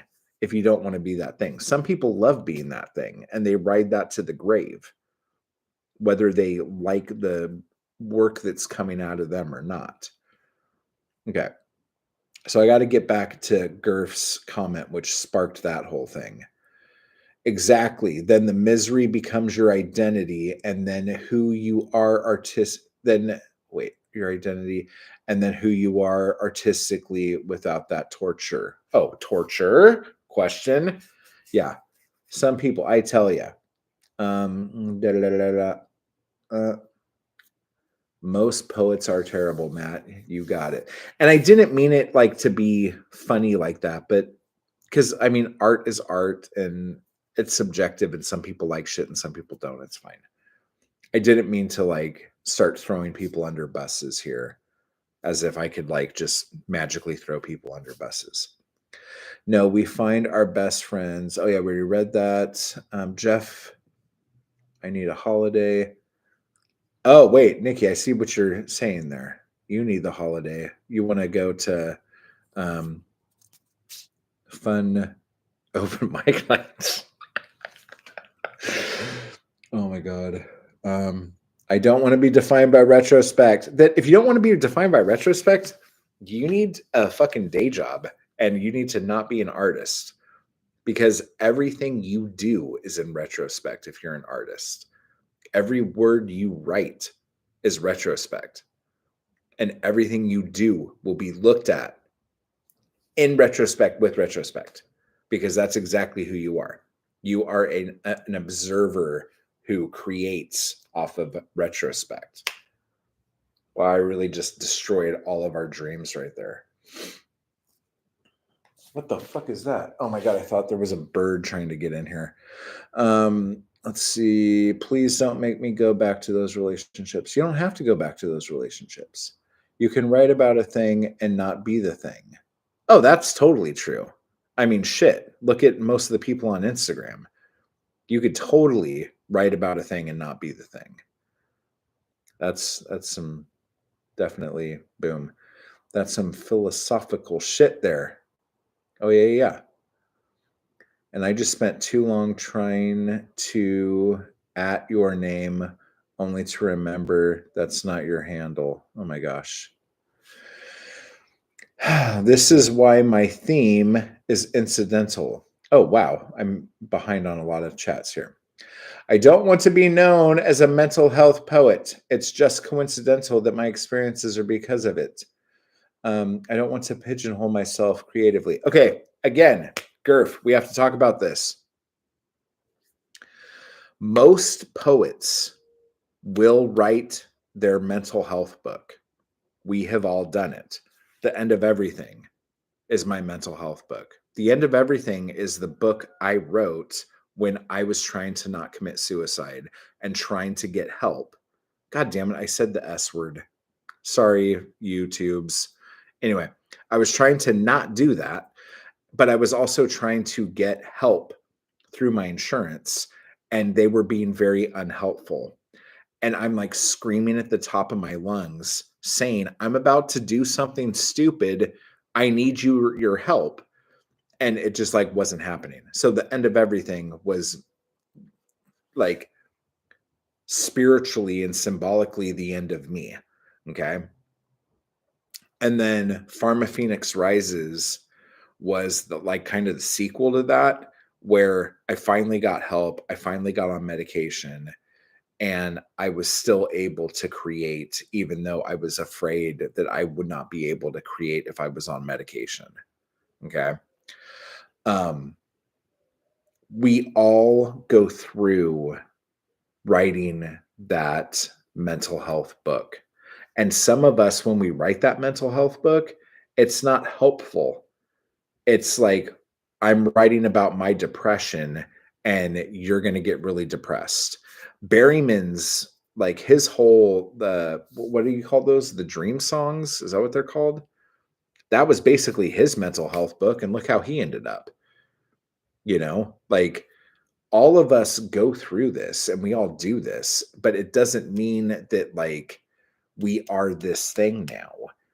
And when you're like, oh, I don't want to put this out because I don't want to be known for that. put it out, but then put something else out. Because, like a lot of things we've talked about lately, the cycle of what people think about goes very quickly. Okay. So if you don't want people to think that you just write this kind of shit, then also write something else and put that out. Like, if we took poetry and poetry publishing the same way we looked at how successful self-published authors publish, like a lot of poets would probably write like 3 or 4 poetry books, not put them out, and then put them all out at the same time on the same day. And just like go boom, here you go, Amazon, choke on this. And then you have like a bunch of different books that are about a bunch of different topics. And now you can't be pigeonholed because you just shit a bunch of stuff on Amazon all at once. And if you're good, you already have a backlog of what's coming out the next 6 months, monthly. Okay. Because Amazon has that 30-day cliff. Do we need to do a whole video on that? Let me know in the comments. Okay. And so you're constantly working 6 months behind or 6 months ahead, I mean. So you never have to worry about that. And if you can't put enough material together to put books out when you already have 6 months of stuff out there ahead of you, like maybe you shouldn't be a writer. And I'm not trying to say that because I know a lot of people take their time doing stuff and procrastinate to all fucking hell and revise and revise and revise until there's nothing there from the original. And that's fine if you want to just write. But if you want to put stuff out, if you want to have a legacy and you don't have an agent and you're not submitting to magazines and you're trying to put collections out, you need to do things a certain way if you want today's audience to be able to resonate with you and be your fan. Do you see what I'm saying? I feel like I'm getting like really like snippy now. Let me see. I'm way behind. So Gurf, let me know if that makes sense. Just something I'm conscious of. Pigeons are my homies, but I get what you mean. You are do much more than the struggles you have survived. Yes. Yeah, Matt, I spent 4 years writing retrospect about old relationships. I don't have any interest in doing that again, but I haven't written any substantial poetry since publication. You want to know why? Because you have told the universe that you will not write in retrospect, but are you going to write about the future? Are you a crystal ball? Does your computer tell you the future? Are you a fortune cookie? I'm not trying to like talk down to you here, but what the fuck do you think you're going to write about if you're not going to write about the things you've experienced? You've experienced more stuff than bad relationships, but you need to be able to channel things that aren't just bad relationships. Like, let me ask you here's a really good example. Oh my God, I can't believe I'm using this shit movie as an example. Okay, the other day, I was at a friend's house because I needed to kill time and I was in an area. And so I'm like, hey, what are you doing? Watching this fucking movie? Oh, do you want to hang out? If you want to watch this movie, I didn't want to watch that movie, but I needed a place to chill for a little bit. So I walked in and watched this movie. Okay.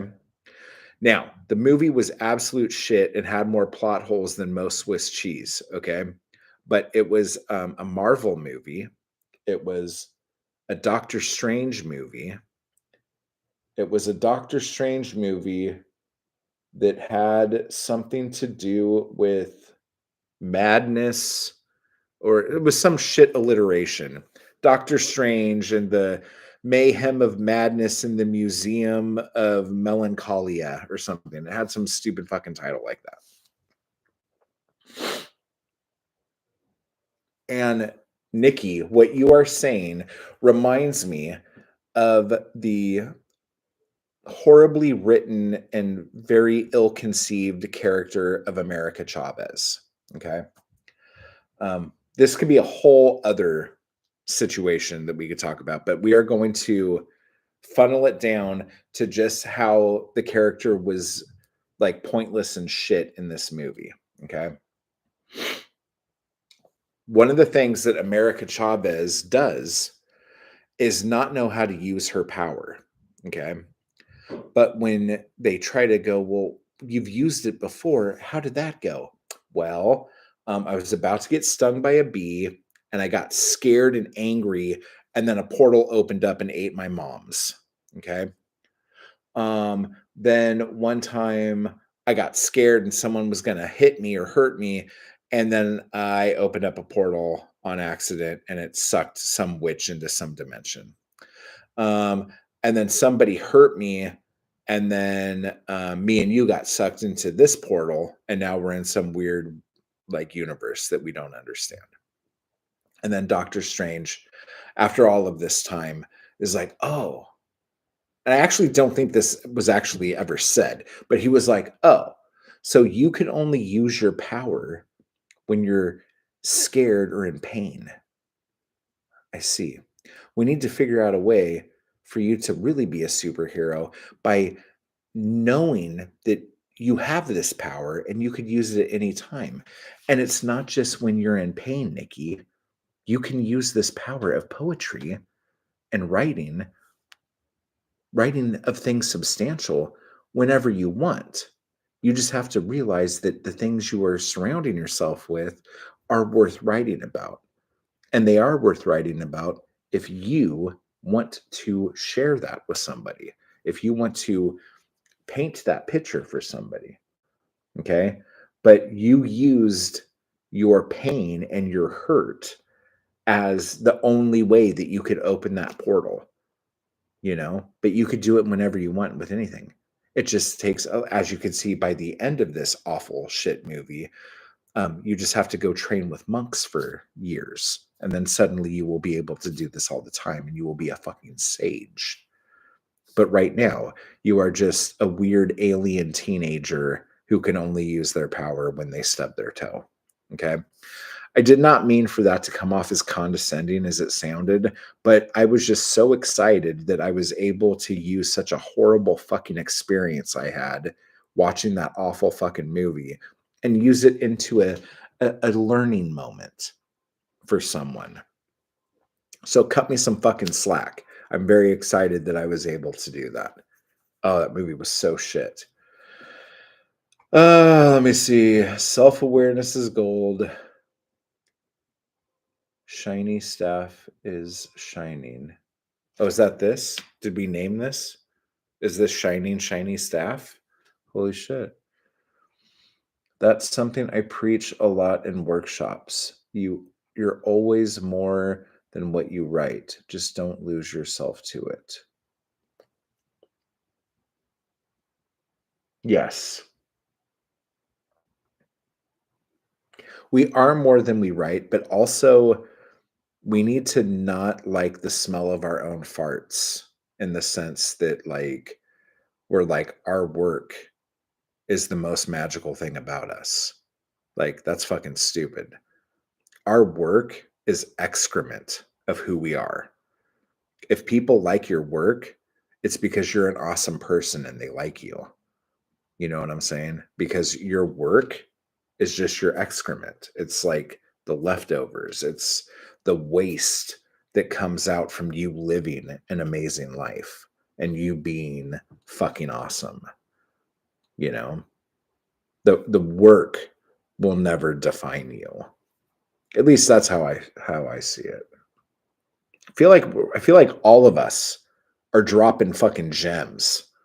Like if you are a gold miner or a pearl shucker, this is the stream for you today, guys. Um, Let me see. Retrospect is the name of my collection, dude.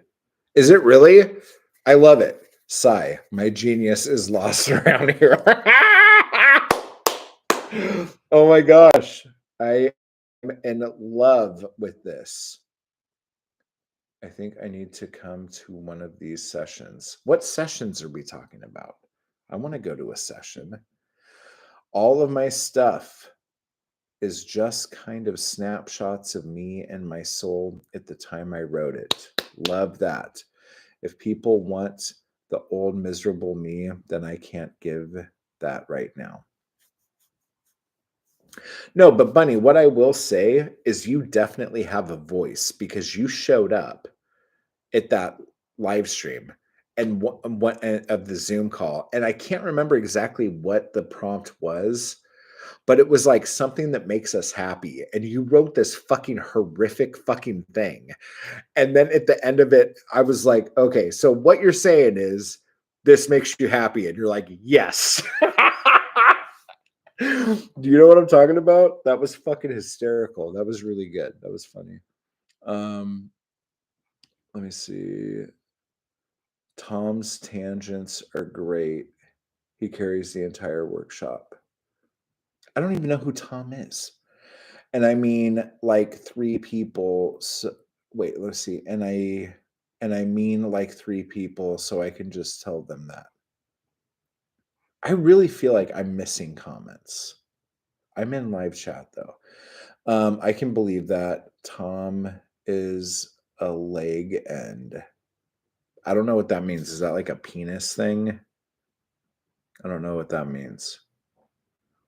That's one of the best ways to approach your own work as snapshots of the thing rather than actively putting yourself back in the moment. Readers can tell between those nuances.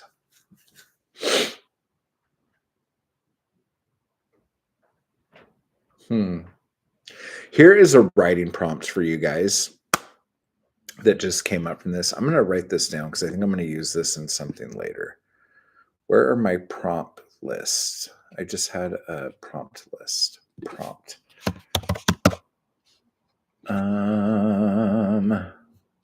Okay, we're going to use it here, I guess. I don't fucking know. Okay, macro and micro. Okay, so what I want us to do here, and I think it's micro to macro. I think. So what I want you guys to do as the prompt is think of something you want to write about, some event, whether it's traumatic or not or whatever. And when you close your eyes, there's going to be a color that jumps out in the room that you see or in the outdoors that you see when you're thinking of the thing you're going to write about. That one color that is on something in this vision you have in your head, I want you to zoom in on it and zoom in on it and zoom in on it and zoom in on it and find out what that color is coming from. Okay.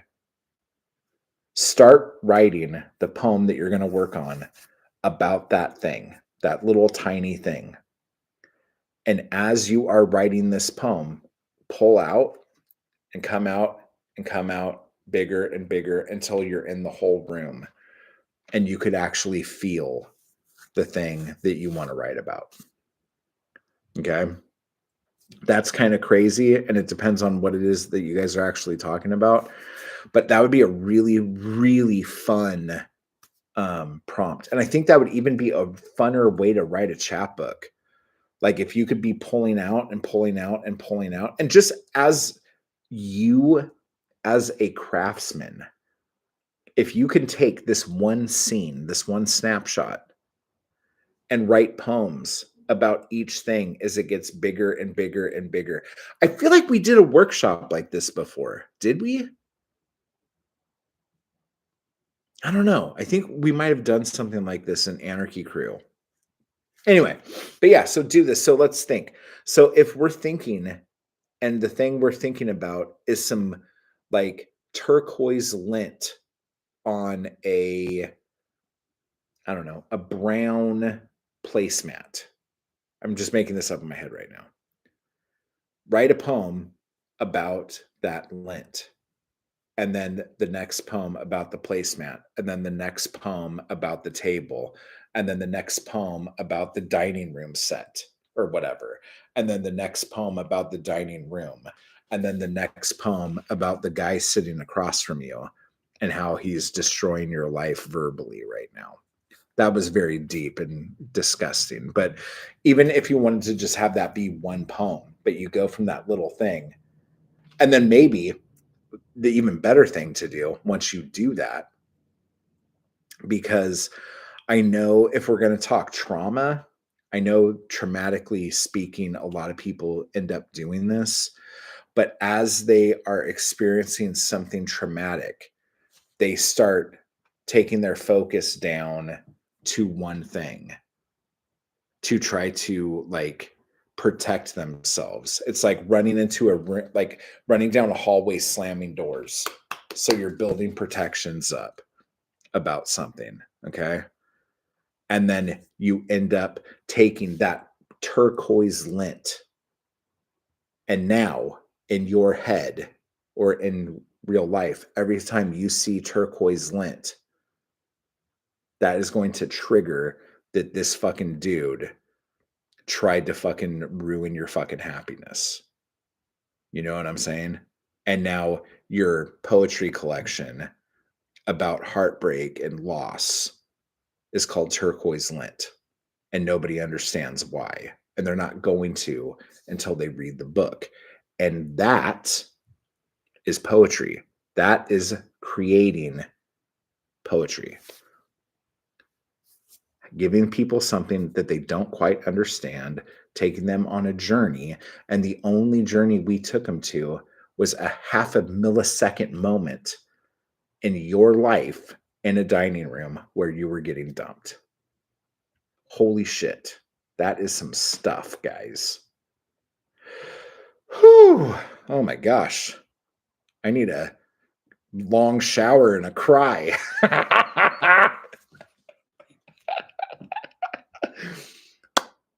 Oh my gosh, we got a super chat.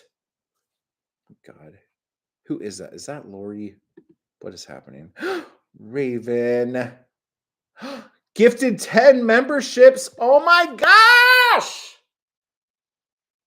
Oh my gosh.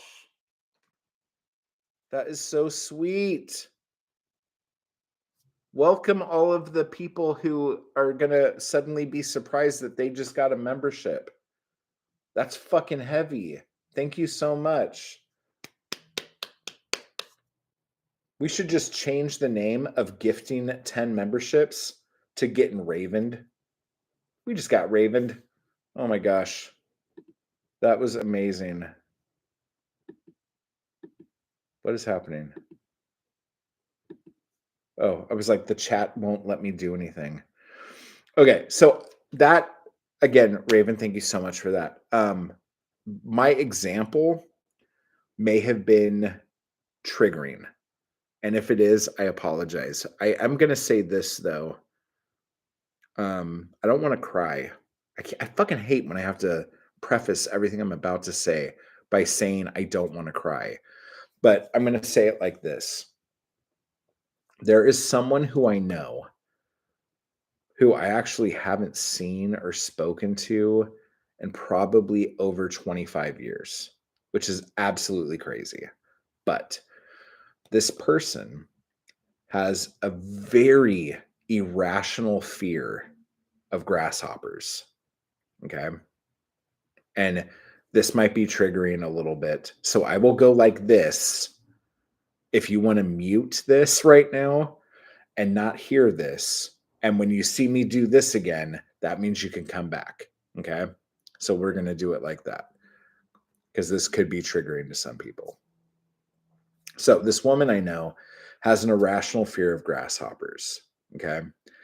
And like, I heard her talk about it before, but I never like understood it. Just like her saying, like, "Oh, don't talk about grasshoppers." Don't like if you said the word grasshopper, she would go like la la la la la and like completely like lose her shit, right?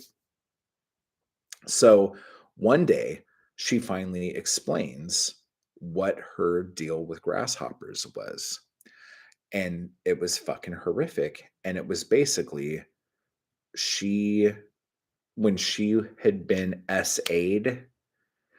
It was because I mean, not because, but like when it was happening, it was in a field in the grass, and she didn't want to look at what was happening. So she turned her head, and there was a grasshopper right there. And she stared at that grasshopper the whole time the thing was happening. So now, whenever she sees a grasshopper, that is the thing that I don't know if she like relives it, but that's what it reminds her of. So you guys can come back now. What I'm trying to get at is that taught me how important, and not in a shitty way, but how important storytelling can be. How important, I mean, this it's the same thing as Rosebud and Citizen Kane. Okay? Like there are certain things that to you mean a certain thing that it would never mean that to someone else unless you could take them on a journey and explain why that thing means it like that to you. So one thing that might be an interesting prompt as well is to find the thing that you have a weird association with and see if you could write a story, a poem, a collection, whatever. If you could write something to where people would come in not knowing what Rosebud is, like they're like, Rosebud, this thing's called Rosebud. What's that? And then you find out, oh, it's a sled, and it like makes you think of your innocence and makes you think of your childhood. And that's the thing that makes you the thing you miss more than anything about being an adult and being a grown up. You know what I'm saying? Like, think of what that is for you and how you could put that together. Let me see.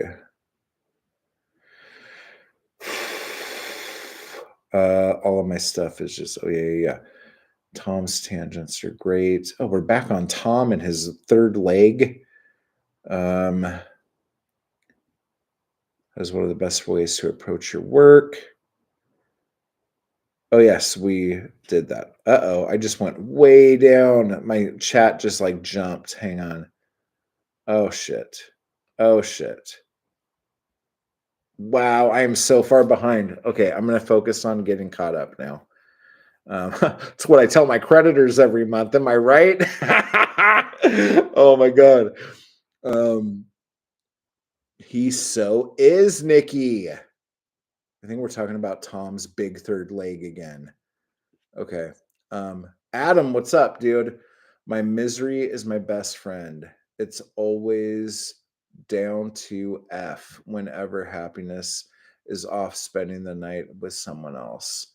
I love writing sad poetry, but if I ever do a novel, I wouldn't want it to just be sad. Totally, because your novel has to like take someone on a journey, and sadness is a destination. So you can't just like be there the whole time. That's boring. You have to have ups and downs. But I hear you, dude. I totally hear you. And it's also awesome to see you. Oh my God, my phone keeps wanting to call you Gertrude. Oh, I am Gertrude Stein. A rose is a rose is a rose. Yes, a video on how Amazon works would be great. Okay, that's super vague, but we would have to try to, because that seems to me like more like a series, like a video series, because there are way too many things that I think, because I've done so many videos on Amazon and how Amazon works, but I feel like maybe because I'll do a video like how to do Amazon. Like I try to do one like every year because every year I change my Amazon publishing strategies a little bit depending on what I hear that the algorithm's doing. But maybe that should be more of a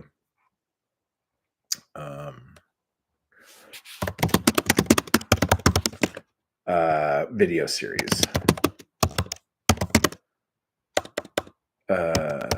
So like a KDP thing. Let me see. Okay. Oh wait, there was other thing.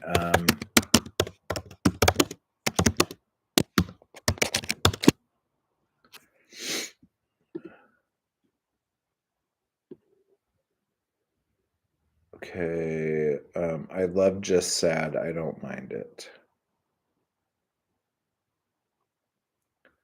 I'm calling you Gert from now on. Please call me Gertrude. Honestly, when I first saw the Gerf thing, I thought it was a joke on I Am Groot. Maybe it is, and I'm still stupid. Gertrude Stein, you'd be in good company. Gert, Gert, Gert. Wordy Gertie. That's funny. Yeah, I'm a crystal ball fortune cookie, baby. Okay, so I feel like I know about where we were now in the video. Yogurt. Oh, snap. I am Gert. Okay. Oh yeah, I wanted my next collection to be something other than my ex's, but I haven't found it yet. You are Gert. Multi-Gert of Gertness? Oh, Multiverse of Madness. Yes, yes, yes. Wait, is that the Doctor Strange movie? Yes, I agree with that. Okay, so we're just now on America Chavez and how Nikki needs a bee to sting her in order to get her superpower. Okay. And that's not how it is. We're getting there. My uncle is friends with the guy who wrote the Doctor Strange movie. I met him twice and asked him about Hollywood screenwriting, and he said it kind of sucked and involved a lot of checking off boxes. Oh, I bet. And most of those movies, too, especially those ones, have to be rewritten so many fucking times that there's a lot of people who I know who have had movies come out in Hollywood, and when they watch the movie, they're like, "That's not even the story I wrote." Like, there's like maybe like 10% of what I originally wrote that's in that movie still, because the original writer still gets the writing credit, but all the studios have writing rooms where people will go back and rewrite stuff, and usually people's contracts can say like I will do and be paid for 3 rewrites. So like if you need any rewrites, we could discuss them and I can do it. But after that, if they're still not happy, it goes to like the room of interns and they make all the changes that the studio once made. Disappointing, but not surprising. Oh my God, no, LOL. It's just legend. I don't know what that means. Okay. Um, Tripping Over Stacks was gifted a membership. Oh my gosh. Hello, Tripping Over Stacks. And Allison Frost and Genevieve and Booknick and Lex Echo, Kelly, Katie Books, Gable Pennyshot, Stardust Grizzle. Oh my gosh. That's so cool. Visible Force. Wow. That is so awesome. I didn't know that's how that worked, but look at that. That's amazing. That's one way to make a fucking entrance. You fucking just show up and you're like, boom, memberships. Suck it, everybody. This is how you get ravened. That's nice. I'm without words, but I'm still coming up with words and they all sound stupid. I'm too cool for school. Oh shit. The lamp is distracting in the most beautiful way. Well, it's not a lamp anymore. What did you call it? The shiny staff of Shinyton? The shiner? What did we talk? I don't know. You came up with something cool. I'm thinking about when I was at a barbecue and a bee landed on my burger as I was in mid bite and stung me in my mouth. Oh my God. Oh my God. I can't. No. Nope. Okay. So you have this thought. Okay. Start this whole thing with the pain in your mouth and then start unraveling everything that happened and get bigger and bigger and bigger until like we see everything else that happened. And then something else had to have happened at that barbecue. Like why were you even there? What was the barbecue for? What did you do before you went there? What did you do on the way home? What was the thing besides the pain of that moment? Oh my goodness, what were the chances of that happening? Oh, totally. Raven. If you don't write a poem about that moment, the world would suffer. Yes. It is apropos of my life. Every time I bite into a juicy burger, I get stung by a bee. I get you. That is so funny. Yeah, get Raven. Uh-oh, and it just jumped back again. Yikes. I'm so far away. Oh, wait, no, okay. Well, that's amazing. Your example was brilliant.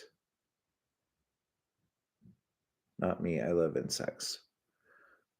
Okay, let me see. Someone watched Pinocchio as a kid and didn't recover.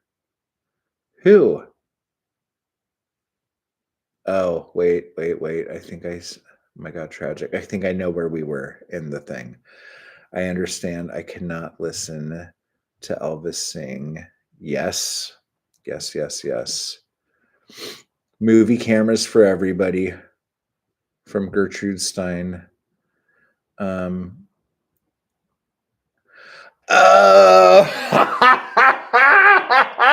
Here I am thinking Tom's hung like a fucking horse, and really it's just a legend. Oh my God. Oh my God. I thought it was like a bell end thing, like you guys say, right? Like a leg end. But no, you just meant legend. Okay. I get it. Hey, you be nice to my friend.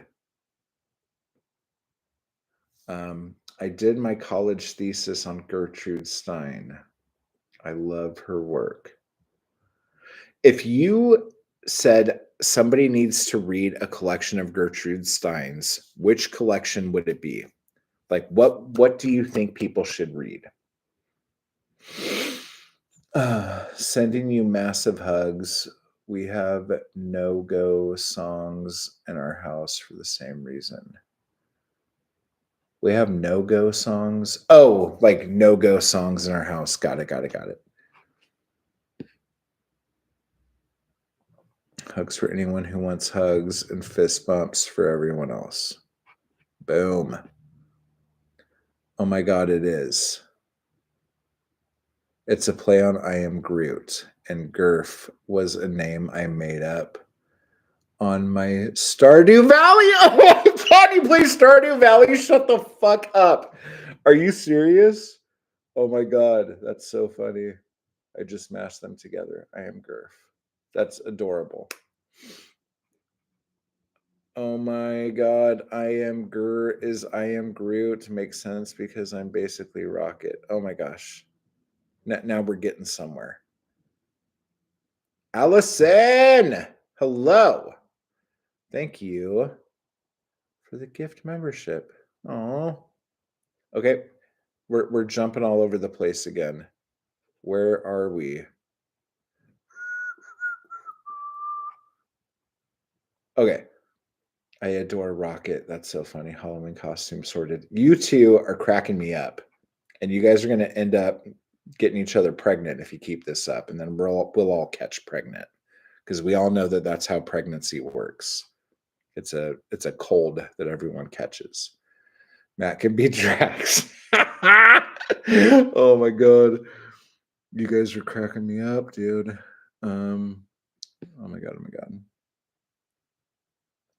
Bobby Elvis Drax. Jesus Christ. Oh my God. Hawk needs to be camera. Absolutely. Justice for members.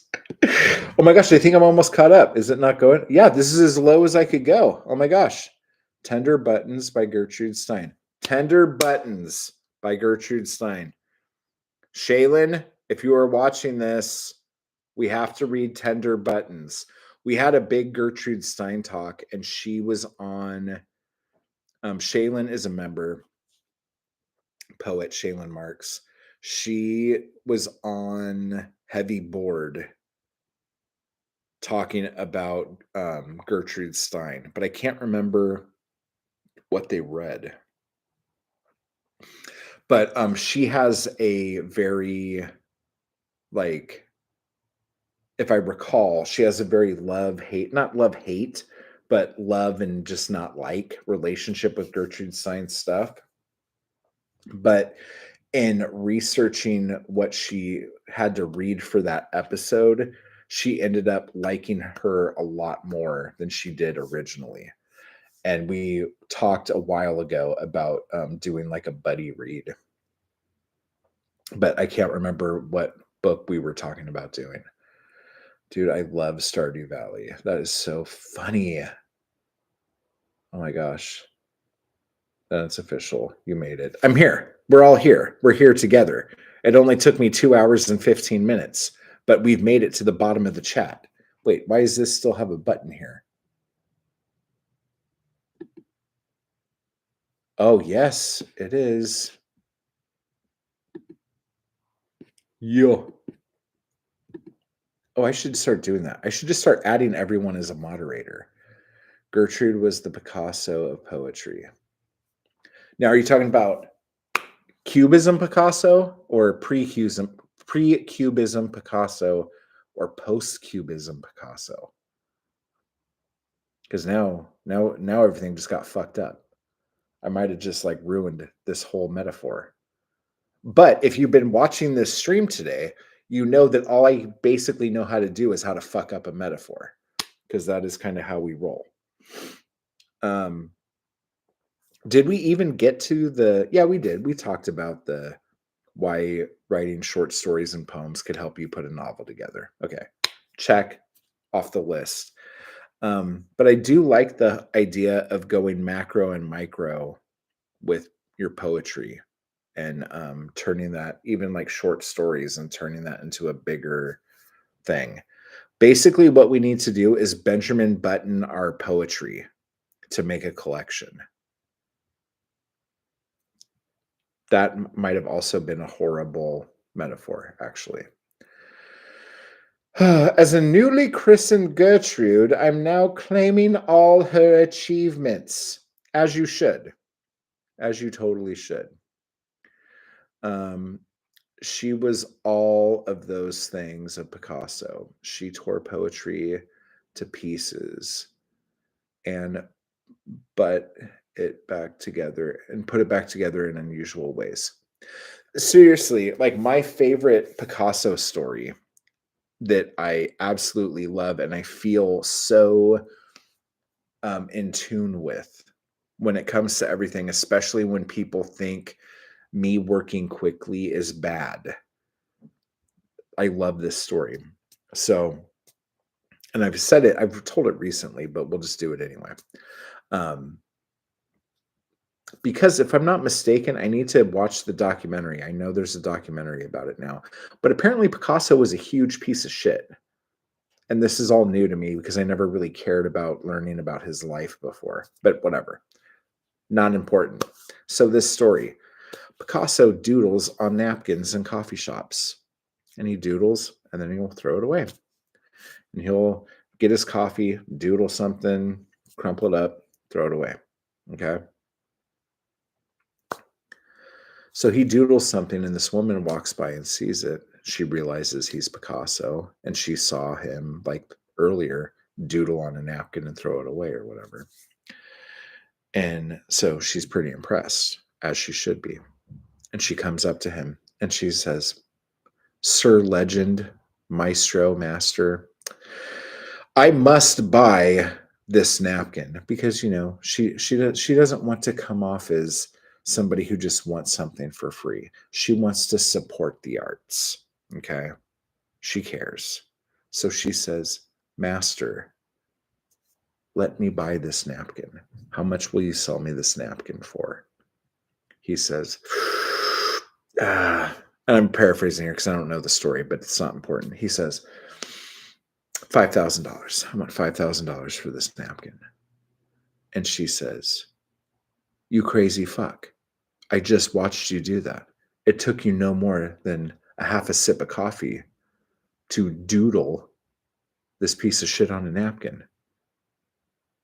Why? Why would you ask something for $5,000 that took you only a minute to do? And he said, it might have taken me only a minute to make this thing, but it has taken me a lifetime to figure out how to be able to do this in only a minute. Where's my $5,000, bitch? Is what he said. And she said, God damn, you talk to me like that, you're going to get $5,000 and my phone number. And he's like, bitch, let's just go right now. I don't even need to call you. Just come with me and let's go over here.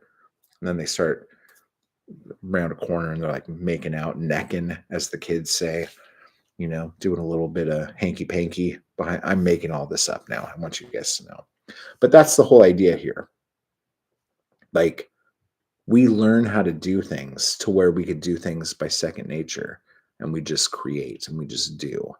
But what we have to do as creators is learn to trust ourselves so we could just create and know that there's art for everybody, and somebody's going to walk by our little coffee table at the coffee shop, see the art we make, call us a master, and say that they want to purchase that thing. And then, like a boss, you're going to ask for $5,000. Wait. Do you guys see what I'm saying? Okay. Dude, this stream was like herding a bag of squirrels in the very best way. Most things like that here are like herding squirrels. Or what is it? Ferrets in the trousers? Is that a thing? Yes. If it's not a thing, it's now a thing. Herding squirrels or ferrets in the trousers. Do people say trousers anymore? Is that a word people use?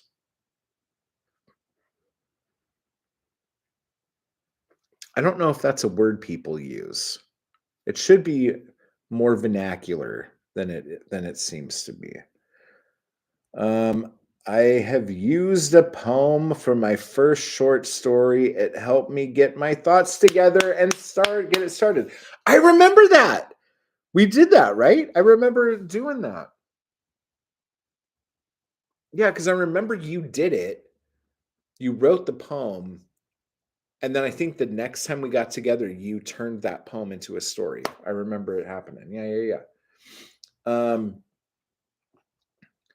Have the UK poets here ever heard of Scumbag Press? Scumbag Press is awesome. Martin's the shit. If you guys don't know him, give him a follow on Instagram. He makes amazing stuff. The quality of his like zines and chapbooks are fucking gorgeous. And the minimal art, oh my god, I just love his shit. You know what? I don't submit. I wonder if I should see if he wants to do something. He was talking to me the other day about submissions being open. I don't know if they're still open. I think they've closed. But Jeff, have you ever put anything out through them?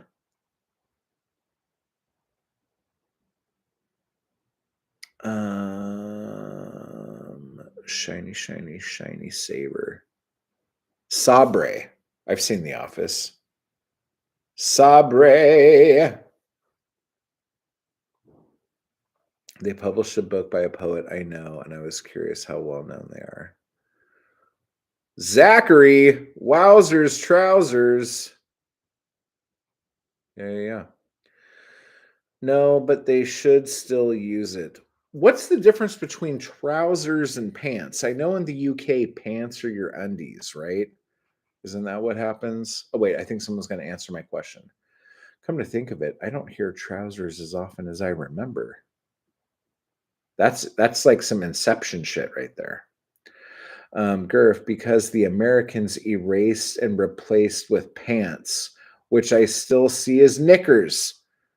Okay, so knickers are pants, but we call them draws or undies or um yeah, whatever that thing is. Justice for trousers and knickers. I always want to send stuff to them. Yeah, like so you didn't send it on this last open call they had? Can we all call them pantaloons? I want to say that more and have no reason to. Pantaloons. What region is pantaloons as opposed to trousers? Let's do some, what is it? Etymology of words. Google trouser etymology, knickers etymology, pantaloons etymology. Oh my gosh, things are going to get really weird in here before they get better.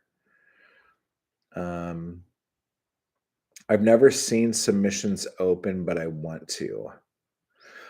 That's really interesting because I wonder why. I mean, do you follow Scumbag Press on Instagram or anything? Because I really wonder why it is. Because I don't see submissions a lot too on certain things. And I also don't see a lot of events that happen in my area until either day or the day after. And so I wonder why Instagram and other social media stuff that's constantly listening to us anyway, knowing the things that we like, why they still can't make it work that, oh, Jeff likes to submit his poetry to places. We should make sure that when people he follows on Instagram are doing open calls for submissions, that those are the first things he sees in his feed. That would be brilliant. Make it work, internet. I'm going to write a chapbook about pantaloons just for you, Bunny Wild, says Nikki Jam. I love pantaloons. I miss the open call. I always think of pirates when I hear pantaloons. I'll tell you why you think that, because you're thinking of gold doubloons. Is that what they are called? What are gold coins called? It sounds like pantaloons. Probably because oh my god, I'm so tired of people answering my questions. If I just read the rest of their comment, doubloons, which makes no sense. It doesn't make any sense to you, but I was on the exact same wavelength with you, so it does make a little bit of sense. Jack Sparrow believes in you. Savvy, yes. I follow them, but I never see it. Yeah, I never see him either. The only reason why I knew is because he hit me up and told me that they had an open call for another day. And then, to be honest, I didn't even see another post about it until submissions were over and he was posting the reels of the acceptance letters that he was sending out. That's when I'm like, oh, so I think this is over actually. Pantaloon poetry needs existence. As long as the pantaloon poetry all ends with the pantaloons on the floor of my bedroom, you know what I'm saying? Boom. That's some good pantaloon poetry right there. I have the same experience. Yeah, for real. Like, why doesn't the internet just internet for us harder? I don't get it. Did we just create a new genre? Yes, we did. But there's got to be some stupid rule to it, right? Like you have to make sure that you like say your name at the end of it, or like the last line of every pantaloon poem has to be "Oh God, oh God, oh God" or something like that. Like there has to be a stupid rule, right? In order to make a form, like there can't just be like, "Oh, this is a new form." Like there has to be a dumb thing to it. Can we also take a moment to appreciate Matt Wall's ability to read my hashtags? It's a skill. Is that really difficult? Maybe it's because I try to read license plates all the time that say stupid things. And also, I don't see spaces between letters and words most of the time anyway. It's just a bunch of scribbles on something. Pantaloon comes from the Italian Pantalone. Oh, come on. Give me something a little bit more than that. Where does pantalone come from? Good Lord. This is just ridiculous now. It's decided. We're all going to be sexy in our pantaloons. Pantaloon gate. Boom. Hashtag. Did it. Martin seems like an awesome dude, but I don't know him at all. He's super cool. Like, we haven't like had heavy like talks, but like we've had our moments. I wanted him on the podcast for a long time. I don't know what happened. There is a rainbow staff of sunbeam erupting to your left.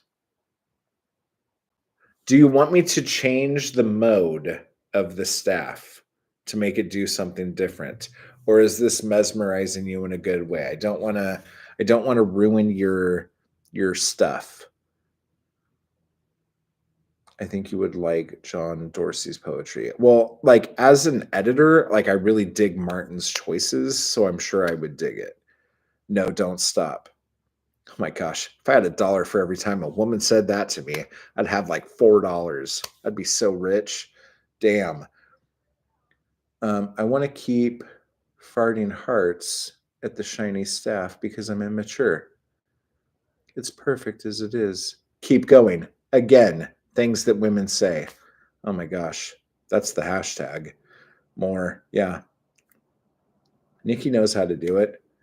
You should invite Martin on your program and do a cool interview. Dude, we tried I don't know what happened. He was going to come on the podcast. Okay, this got weird. Apologies. No, that's what I usually end up saying to the women after they give me $4. But I get you. He was supposed to be on. I don't know what happened. I'll hit him up and just like try to figure that out and see if there's a thing. You guys are going to have to come with me to boil water because I don't have a kettle or a coffee maker right now. So I'm boiling water by rubbing sticks together under a big pot like a weird caveman. You were just being you. Nikki causing trouble. I appreciate the trouble.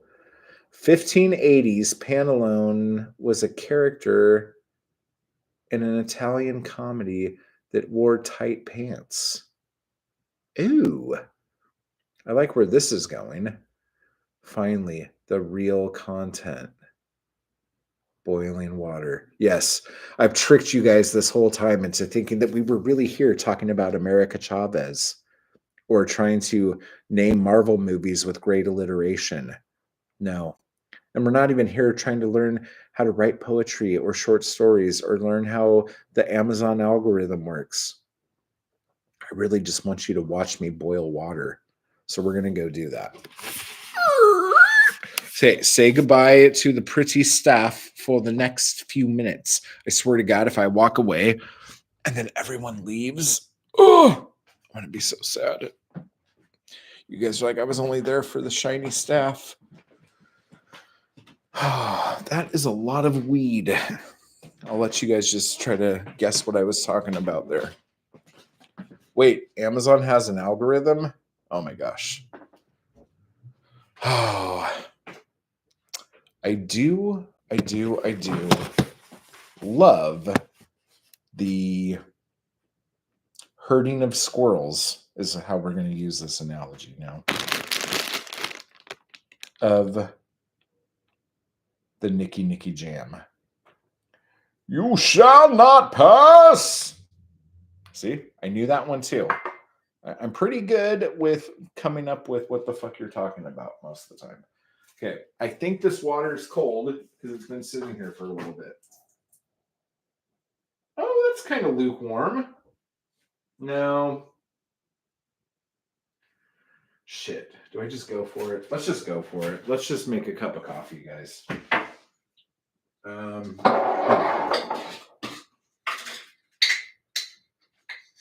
Nicky Jam. Dude, that looks really thick, actually. I don't even know if that's going to melt. So yeah, I'm using a ladle. I'm using a ladle to get my coffee water because I don't think we're supposed to be drinking water right now, like straight out of the tap, because of what's going on in the area. Like, I think it's kind of nasty water right now. Oh my God, that was the most horrific thing. Ew. This is a different instant coffee too.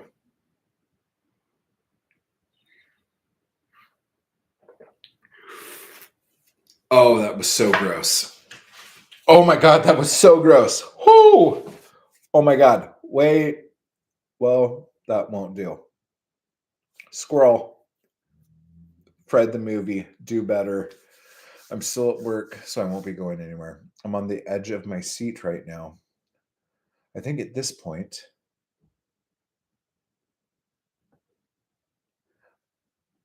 all of us are Nikki lingual. I agree, which is impressive, yes. We're pretty fluent in Nicklish. Don't drink the Kool-Aid. Yes. This is actually really gross. And I kind of want to pour it out, but I also don't like wasting stuff. So I'm going to try to figure out a way to nurse this back to health. So check this out. So where I'm at right now, the pots and pans, they're just a pot, and then you have this, which is a handle. Okay. And then you click it on, and then you have a pot. So that's fun, right?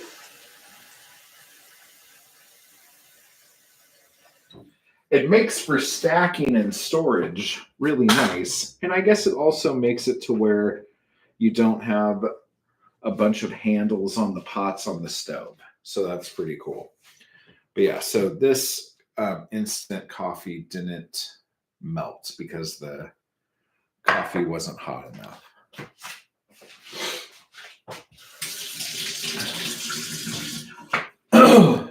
I wanted to show you guys this too, but I just realized I'm still in my chones. I'm still in my my knicker bottoms. Okay. Do not drink. No, don't do that. Boil it. Yes, yes, yes. Okay. So I was going to show you guys this. I think I could do this without showing you my ball sack, but we're going to see. We're going to try this.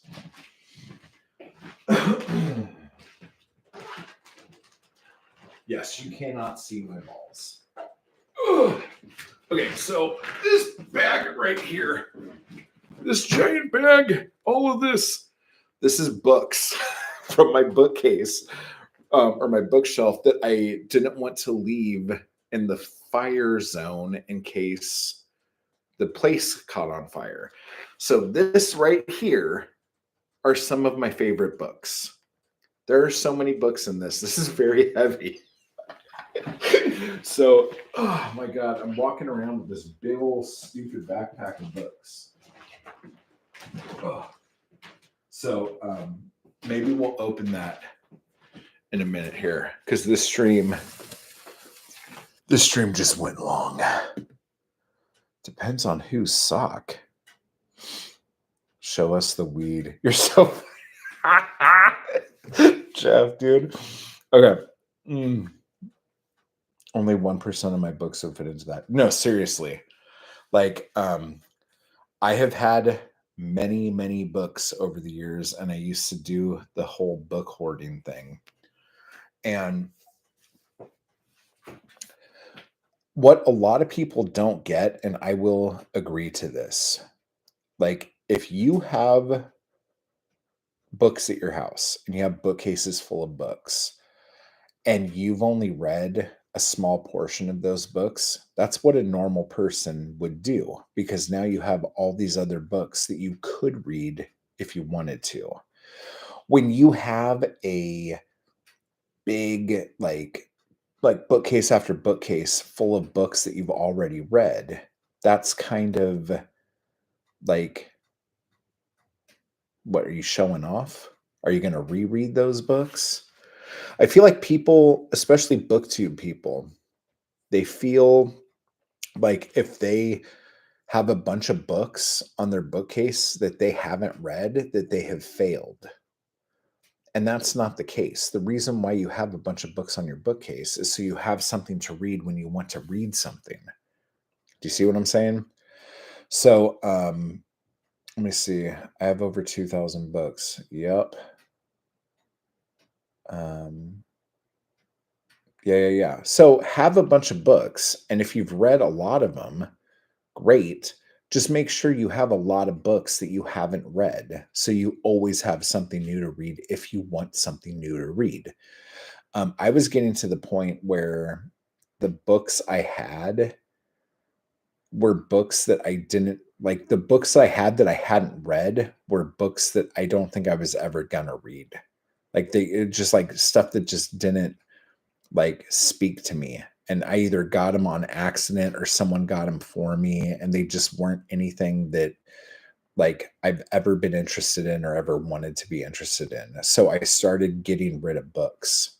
And like kind of what I first started doing was trading them for things, which was stupid, like going into a bookstore and getting credit.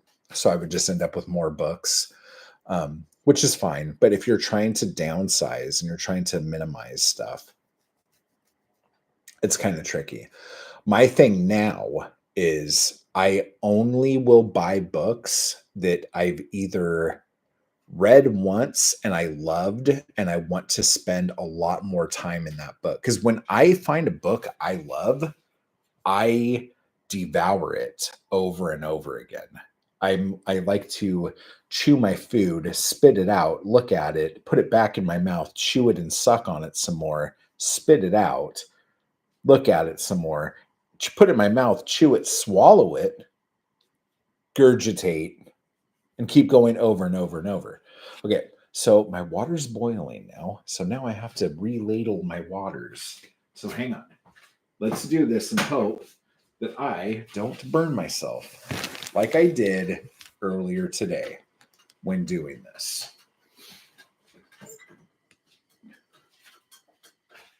Oh my God. That is some boiling water. Okay, we're going to pour a little bit of this out to make some room. Wow, that stuff just does not melt. This is a different instant coffee than I've ever used, and it isn't very nice.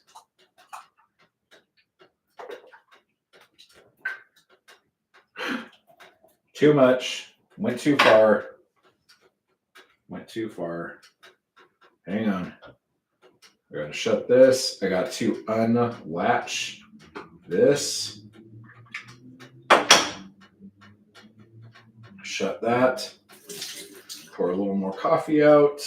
Do I have a napkin? I don't. Okay. We'll figure this out, guys. We will make this right. And we'll take some coconut chocolate covered almonds. Justice for Matt's balls. Yes, please. Were my balls showing? I wouldn't mind if they are because I'm wearing those awesome undies that like hold your balls up and make them look like huge, which is nice. So if you guys were going to accidentally see them ever, now would be a good day to do that. So that would be nice. I should not be walking like this. I should have taken a sip of this before heading out. My gosh, why is this room so big? It's so far away. Do not spill on the rug. There's hardwood floor here, but I'm on a rug right now. And if I spilt, of course it would be on the rug. I don't know how I'm going to get down and not spill this coffee. Oh my God. Oh my God, oh my God, oh my God. Whoa, deep squats, guys. Holy shit. Oh my gosh. Oh my gosh.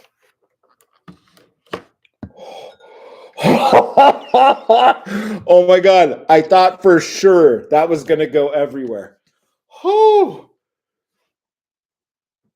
Oh my god.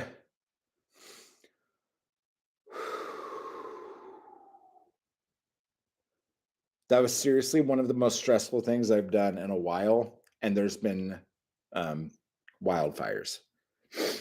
So, holy shit. Um, I only buy books I read and reread. That makes so much sense. I have so many books I haven't read yet. Having books that you haven't read yet is good. It's like having a library. And when you go to the library, you usually go to the library to read a book that you haven't read before. So having books that you've never read is good if you think that that's something that falls in line with your reading sensibilities. But if it's just books to have books, I'm done with that shit, dude. That is not at all the thing I'm doing. Um, Raven says, I've purged 3 times in the last 20 years and then add about 20 more a year. I'll probably have 3,000 in the next year or two. Yeah, probably. Justice for Matt's balls. Oh my gosh. I'm just going to let Nikki start making my merch. I love it. I love it. Appreciation for Matt's undies. Yep, I agree. I believe in your hand-eye coordination. Thank you so much, Gertrude Stein. Bros supporting balls. Oh yeah, he made it. That's what he said. It's a win. That's what he said.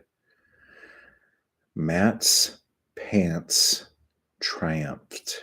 Wow. You're really trying to make me fuck up your hashtags now.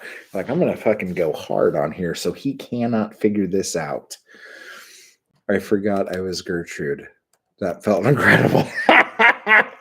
Again, something a woman says to me sometimes.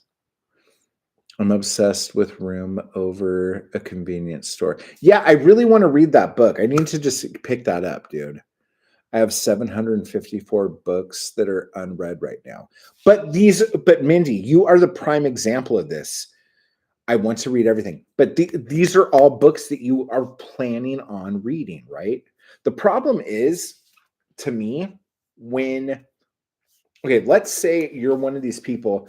Oh, see, how much wood could a woodchuck chuck if a woodchuck could chuck wood? I see what you're trying to do. It's not funny. It's not funny, Nicky Jam. I need to go to Mindy's library for sure. Okay, so check this out. If you guys haven't followed Mindy's channel, just to if you are into book porn, like you just like looking at pretty books and hearing people talk about pretty books, sub to Mindy's channel for real. Lots of pretty things to look at there. But if you go out and you buy books, I don't know, I used to be a once a week thrift store bookshop guy. For most of my life, I've lived in areas where there weren't necessarily a lot of bookstores, but there were tons of cool thrift stores or charity shops. And if you live in a place that has a really big university town or near a university town, or just in a place that has especially a lot of people who are nearing the end of their life, but it's a place people have lived their whole life. When those estates when the people die, all those books go somewhere. Okay.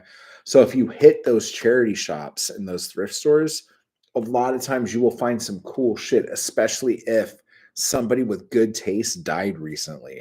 Man, that was my favorite thing in the world. If someone with a lot of cool, someone who was really into hard-boiled detective shit would die. Hang on, I got a fire notification. Okay, I think things are getting better. One of the evacuation notices got downgraded. Are you going to tell me which one? Or are you just going to make me fucking try to come up with this on my own? The evacuation order has been reduced to evacuation warning. Where? Okay, that's in the Palisades fire. World Central Kitchen is serving free meals for those affected. A press conference is scheduled for 2 o'clock. Okay, but where is this zone? Here we go. Okay, it's still only 11% contained. Oh my God. Okay, but they are scaling back some of the evacuations, which is very, very good. Just to give you guys, the Creek fire is getting huge. No, wait, no, sorry, that's still the Eaton fire. That's still going. Okay. Vegetation fire. Oh, that's just a vegetation fire. Where is that? That better not be. Okay, that's over by the 605. Anaheim fire. What? There's a fire in Anaheim right now? Sorry, guys. Where is this? What street is this? That's Anaheim Street.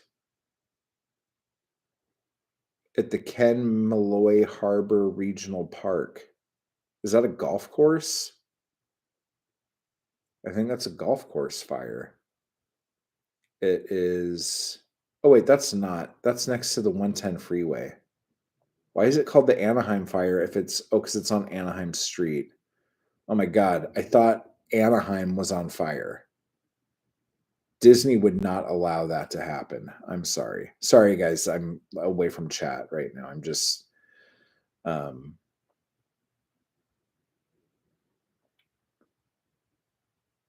Okay, so the fire there is out. Okay, so basically, these are the fires right now in Southern California and basically my area. And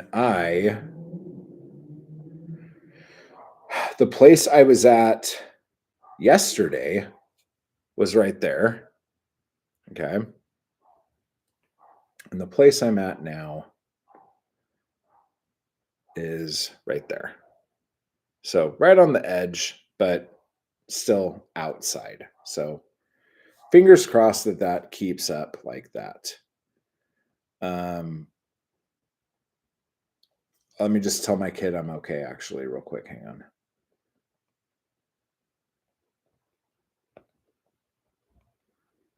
Okay. I have a lot of text messages. I guess I haven't been paying attention. Sorry. Let me see.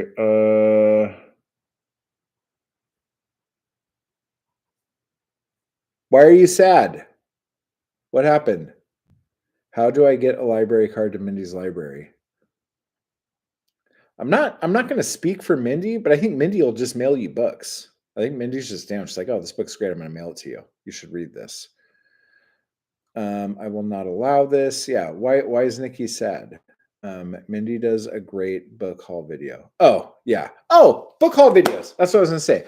If you're buying like 10 to 20 books a week because they're all on sale or you're at a thrift store, but you're only reading like 1 to maybe 2 books a week, there is going to come a time when you're going to have a come to Jesus moment and figure out if you are just hoarding books.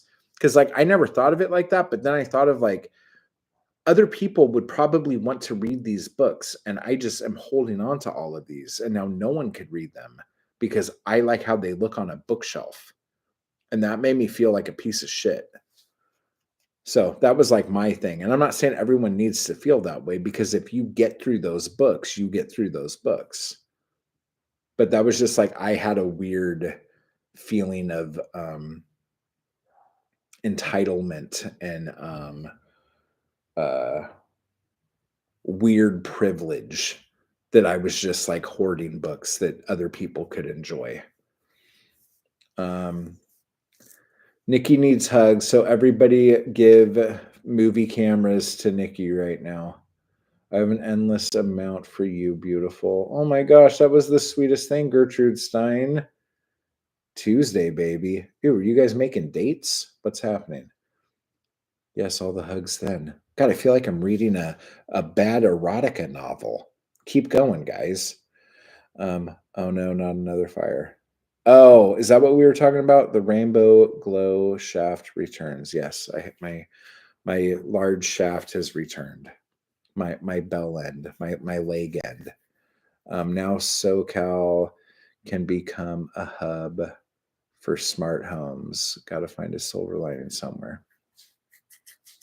You're good, Matt. That's something else people say to me at the end. Like they just give me a little pat on the back. You're good. It's okay. I saw Airbnb is offering free. Yeah, they are offering free things to people who lost their places.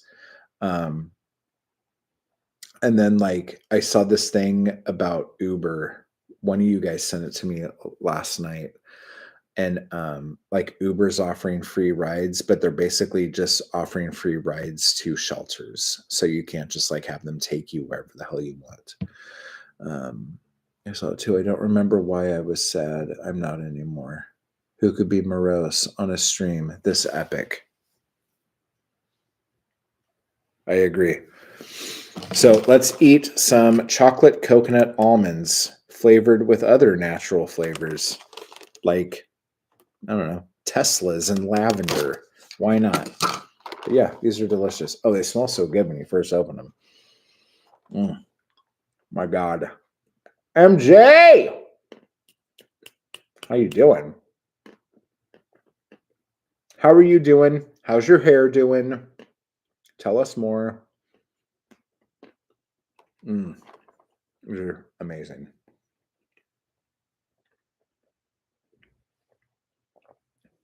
All right.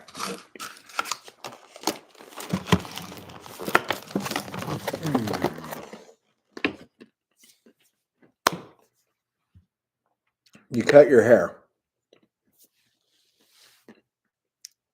Oh my gosh, and today's the last day, if I'm not mistaken, today's the last day that we could follow you on Instagram, correct? You are just clear skies with the blue skies now? New year, new me. Well, I'm into this to see your hair's gone or Instagram's gone. Because I'm interested in seeing your hair grow over this year and see what it does. See where it goes. Seize the adventures that it gets into. I'm all about it. Sign me up. I'm on TikTok and Blue Sky. Oh, so you stayed on TikTok. Okay. Oh, wait, yeah, because that's right. We were talking about that. And it's not that you're going to cancel your TikTok. The government's going to cancel TikTok. My hair goes wild. You know this. I know. I'm really excited. I cannot wait to see what happens. Oh, I feel like my hair is going wild. Although this, like, what do you call this Morrissey thing that's happening right now? A queef, my hair queef. It's I know it's not a queef, guys. I'm joking, but whatever the fuck that is, it's doing that all by itself. I'm very happy with it. That light is mystical. It is kind of exciting and fun, right? Yeah. The funny thing is, there's so many different modes on this thing. I don't think I'll ever be able to find this one again. So if I accidentally hit the mode button, like we're going to be stuck with whatever happens. Matt's hair goes wild. Yes. My hair and college girls in the late 90s. Gone wild. That's exactly how this works. So is this an exclusive? What, this light or my hair queef? Which one? Because the light, I just, there's so many things on this. There's so many buttons and there's so many, yeah, the light setting. Yeah, I have no idea. Like, I've pushed this button so many times and I don't know if it's ever done this exact thing before. So I'm sure I could get something very close to this, very similar to this, but I don't know if I will ever be able to get this exact one again. Look at all these buttons. What am I supposed to do with all this? There's locks, there's music, there's colors, there's times, there's letters, there's the sun of different sizes. There's plus modes, there's negative modes, there's speed modes, there's auto modes. Don't click the buttons. They're like, take the batteries out of the remote, throw it across the room, and just leave this on. Oh my gosh. Yeah, dude, what is going on with this hair, dude? Morrissey's all upset right now. He's like, that looks amazing. And I'm like, I know. Look at that. Oh. Now I kind of fucked it up because I touched the pony part in the back. Oh no. My side pony's going crazy. It's doing everything it wants to do. Oh, now my hair just looks awful. We're going to pretend we're not looking at it. I'm just like having like hair insecurities because MJ's here. So I'm trying to just like trying to be normal. I thought that said RIP Matt's poetry. I'm like, legit. Krista! Hi, sorry I'm so late to the party. Just wanted to say hi. Well, you can go back to the start of this and hit 2-speed, and in about an hour and a half, you should be caught up. I said pony, not poetry. I know. It will sync with your music. It will. It just depends on what music I'm putting on. So the funny thing is, I'm sure there's a setting that's just called like reggaeton or just called Shakira, and it's just going to go. And you can sing any song you want. And it just goes to that.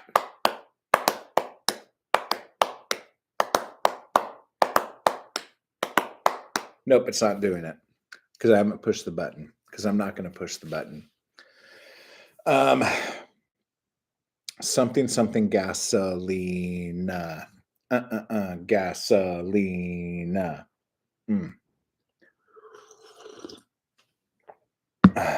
Let me see.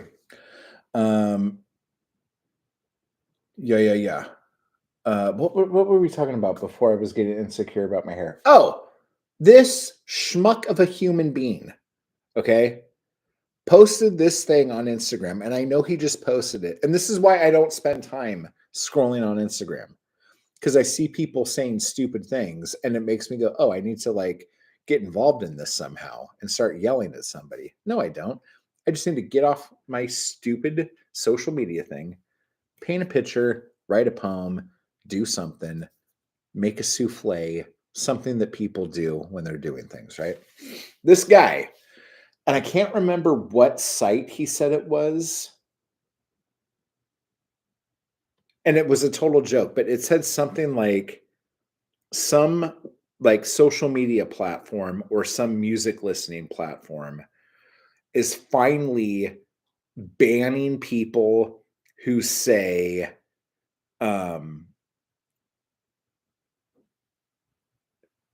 banning those liars who say they love everything that the Smiths have done, but they hate Morrissey. And I was just like, oh, you didn't. How dare you tell me that I'm a fucking liar for this? Okay. The Smiths are great. Okay. They are. The Smiths are great. Collectively, as a whole. Morrissey's voice is like velvet. It's amazing. Okay. We all know this. Morrissey as a person is kind of a cock. Okay. And throughout the years has been shittier some years than others. Even if we take what our personal feelings about Morrissey are and put them aside, even if we put aside the fact that Morrissey took Penguin to court so he could have his shitty Morrissey book put out as a Penguin Modern Classic, even if we take that aside, okay, and pretend that that never fucking happened, Google it, people, okay? Let's say this never happened. Morrissey gets different producers for every album he does. And this, as an artistic thing, I think is brilliant because he's doing something new, doing something different each time. Okay. And that, as art, is amazing. But the things you get from that are not always great. And when you see him end up with a producer who tries to like channel Johnny Marr into a Morrissey solo album, it doesn't fucking work, and it ends up sounding like a goddamn Smiths cover band. Okay? Now, here we go. Now we're dealing with some leg ends here, okay? Viva Hate, very good. Bona Drag, amazing. The farther we get from this, the worse Morrissey solo albums are. Some of them have been good. He has had a lot of great singles over the years. Okay? But nothing Morrissey has done on his own, nothing has touched what the Smiths did. I'm sorry. Is that really a fucking hot take? I doubt it. Like, I'm sure, like, almost everyone thinks that. Okay? And usually when, like, 98% of the population all agree on something, you know, whatever. Took Viva Hate into real life. Truth bums some people. Like, I hope we're all talking. Okay, and Morrissey is legend. Yeah, Morrissey is legend. Morrissey is leg end. Okay, but Morrissey is also a bell end with a lot of the things that he does. Morrissey legally lost the rights to the Smiths brand, correct? Didn't he fire his manager, etc., over it? There was a lot of shit that happened, and a lot of people got sued, and I think he lost. I know he lost the royalties in the songwriting lawsuit that happened. There's been a bunch of different Smiths lawsuits. But my God, dude, like those 4 Smiths albums and then like all the extra shit on like Hatful of Hollow and even like a couple of the other singles that you could find if you like were to pick up like those complete anthologies. Although I think in the complete Smiths, Ask and one other song aren't on there for some stupid fucking reason. Again, like this is like one of the most biggest pet peeves. Do not do not call something the complete something if things are left out.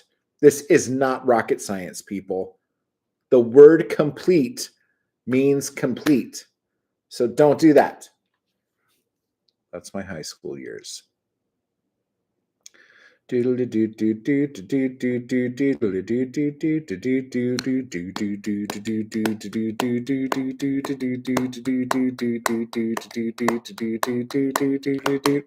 totally just saw you doing the dance with your layered socks into your tapered acid washed jeans that may have had a zipper up the back to make sure you could get your big old heel through the bottom before you layer all of your socks on top of them. And you were doing the little jogging dance thing to that. It was amazing. Your side pony was rocking in my head right there.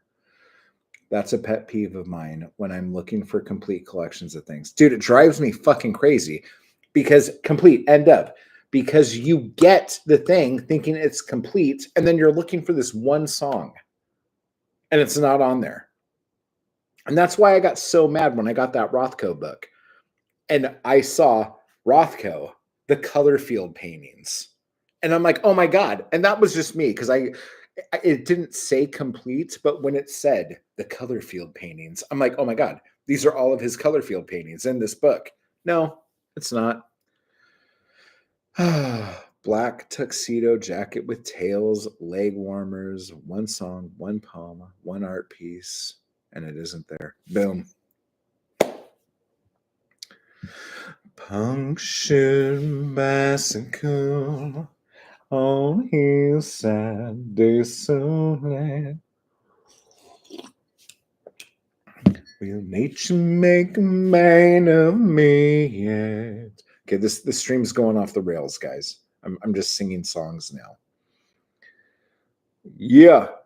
Will nature make a man of me? Yeet.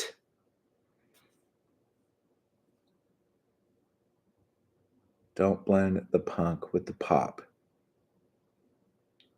What happened with the punk and the pop? Explain this to me.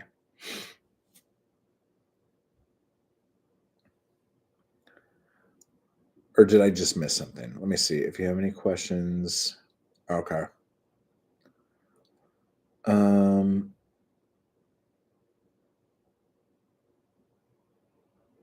me see.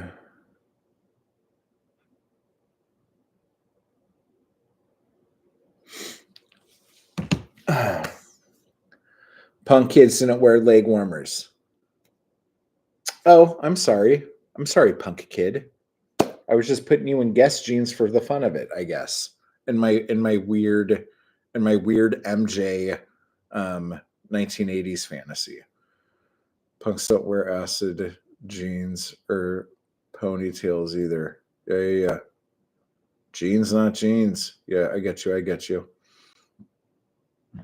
Oh yeah, I get you. Especially when everything was so like you didn't have like groups on the internet. You didn't have like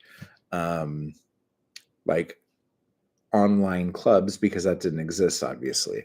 So when you were a part of a community, like you needed to like scream that community through your uniform and your stylings. I get you. Oh, jelly shoes. Sign me up. When in this charming car. Although I will say the Smiths really transcended a lot of genres in the sense that like metalheads could listen to the Smiths, punks can listen to the Smiths, your shoegazers obviously listen to the Smiths, but like all sorts of people listen to the Smiths. It was just like that was okay. I was a goth chick in the 80s before it became popular. Boom. Jelly shoes, jelly bracelets. Let's get jelly.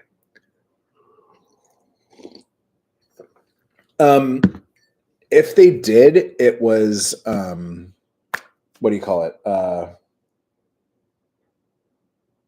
How Soon Is Now. And that wasn't supposed to be because when it was originally released, it was a B-side and then it just got picked up in the clubs. So when Hatful of Hollow came out, I think they re-released it as its own single. And I think then it charted. Oh man, Susie, Kaleidoscope. Can we just talk about that for a little bit? Like that album. If you guys don't have Kaleidoscope, stop what you're doing and go. I mean, you don't have to go get it anymore. You could just Spotify it or something, right? Oh my God. That album. Love it. Anyway. Yeah. Bauhaus were my gods. Okay. I hear ya. I'm trying to think of what my friend's fan site was. Were you into all of the offshoots that happened after that? Like the Tones on Tail, 11 Rockets. What was it? Dolly's Car. Is that what it was called? Peter Murphy's other thing.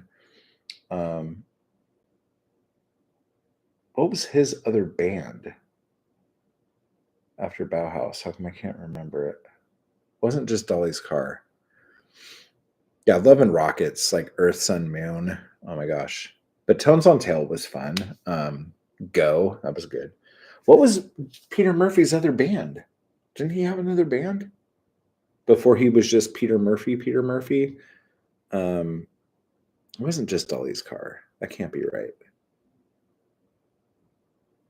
I think there was one other band. But anyway. But yeah, so that's all good shit too. We're really killing this one today. Oh yeah, I was gonna go through that bag of books. I don't know if I could be bothered right now. Okay, so our list, that's what we were doing today. We made a list of 12 things, 12 goals that we were going to do this year. What are they? Do you guys have them yet? Do you guys have your 12 goals for the year? Do you have those things? And do I have...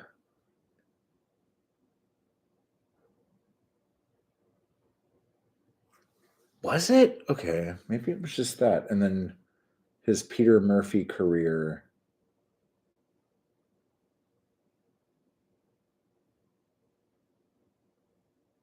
just started. I don't know.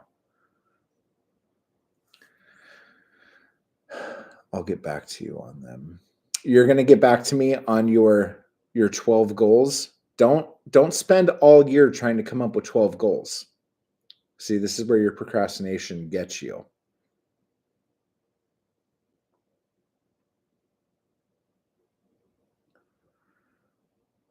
So I made a bunch of goals earlier in this stream. So let's go back to them. Let's go back and look at these for a second. La la la la la.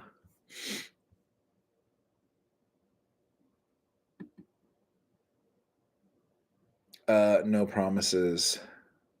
Okay, here's the deal here.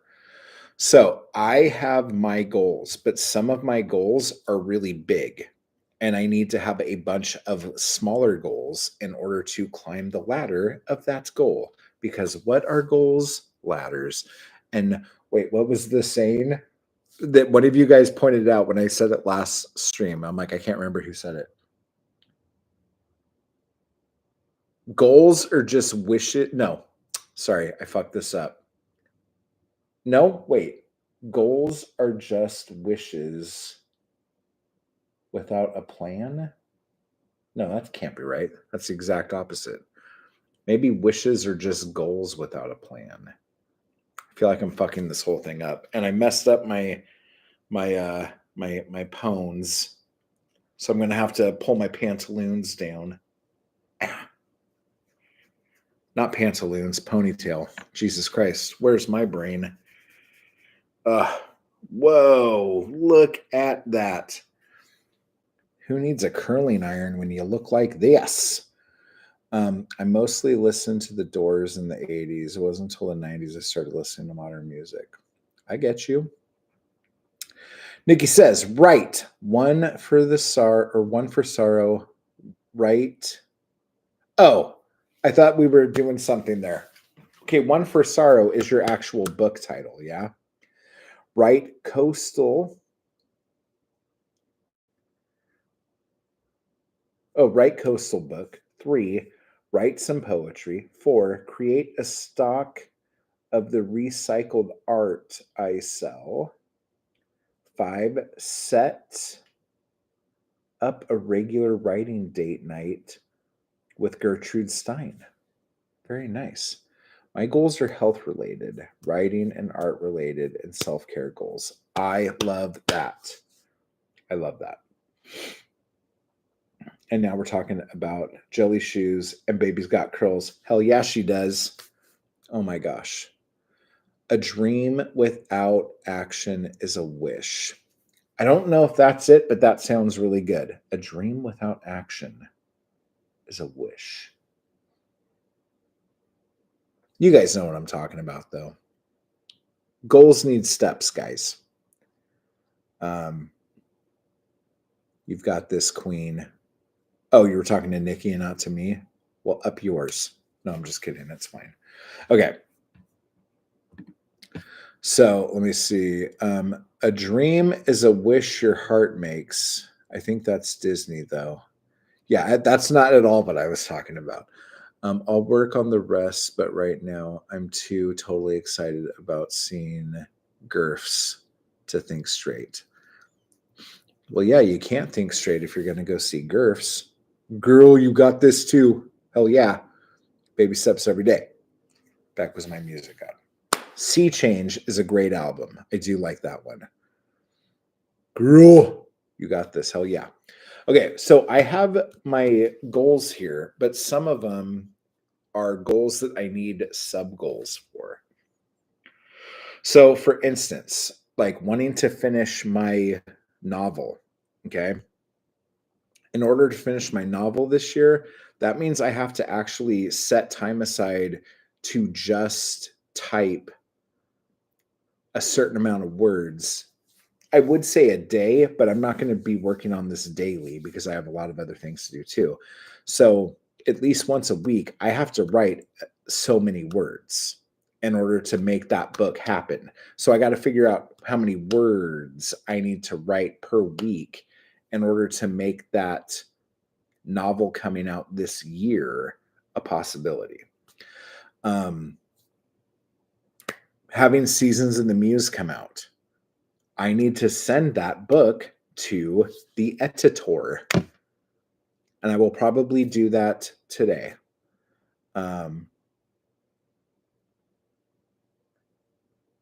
Astro MJ, the nodes change and basically benefit Pisces for the next 16 months. Okay, everyone shut the fuck up. Stop what you're doing. No one's allowed to say anything or do anything right now. MJ?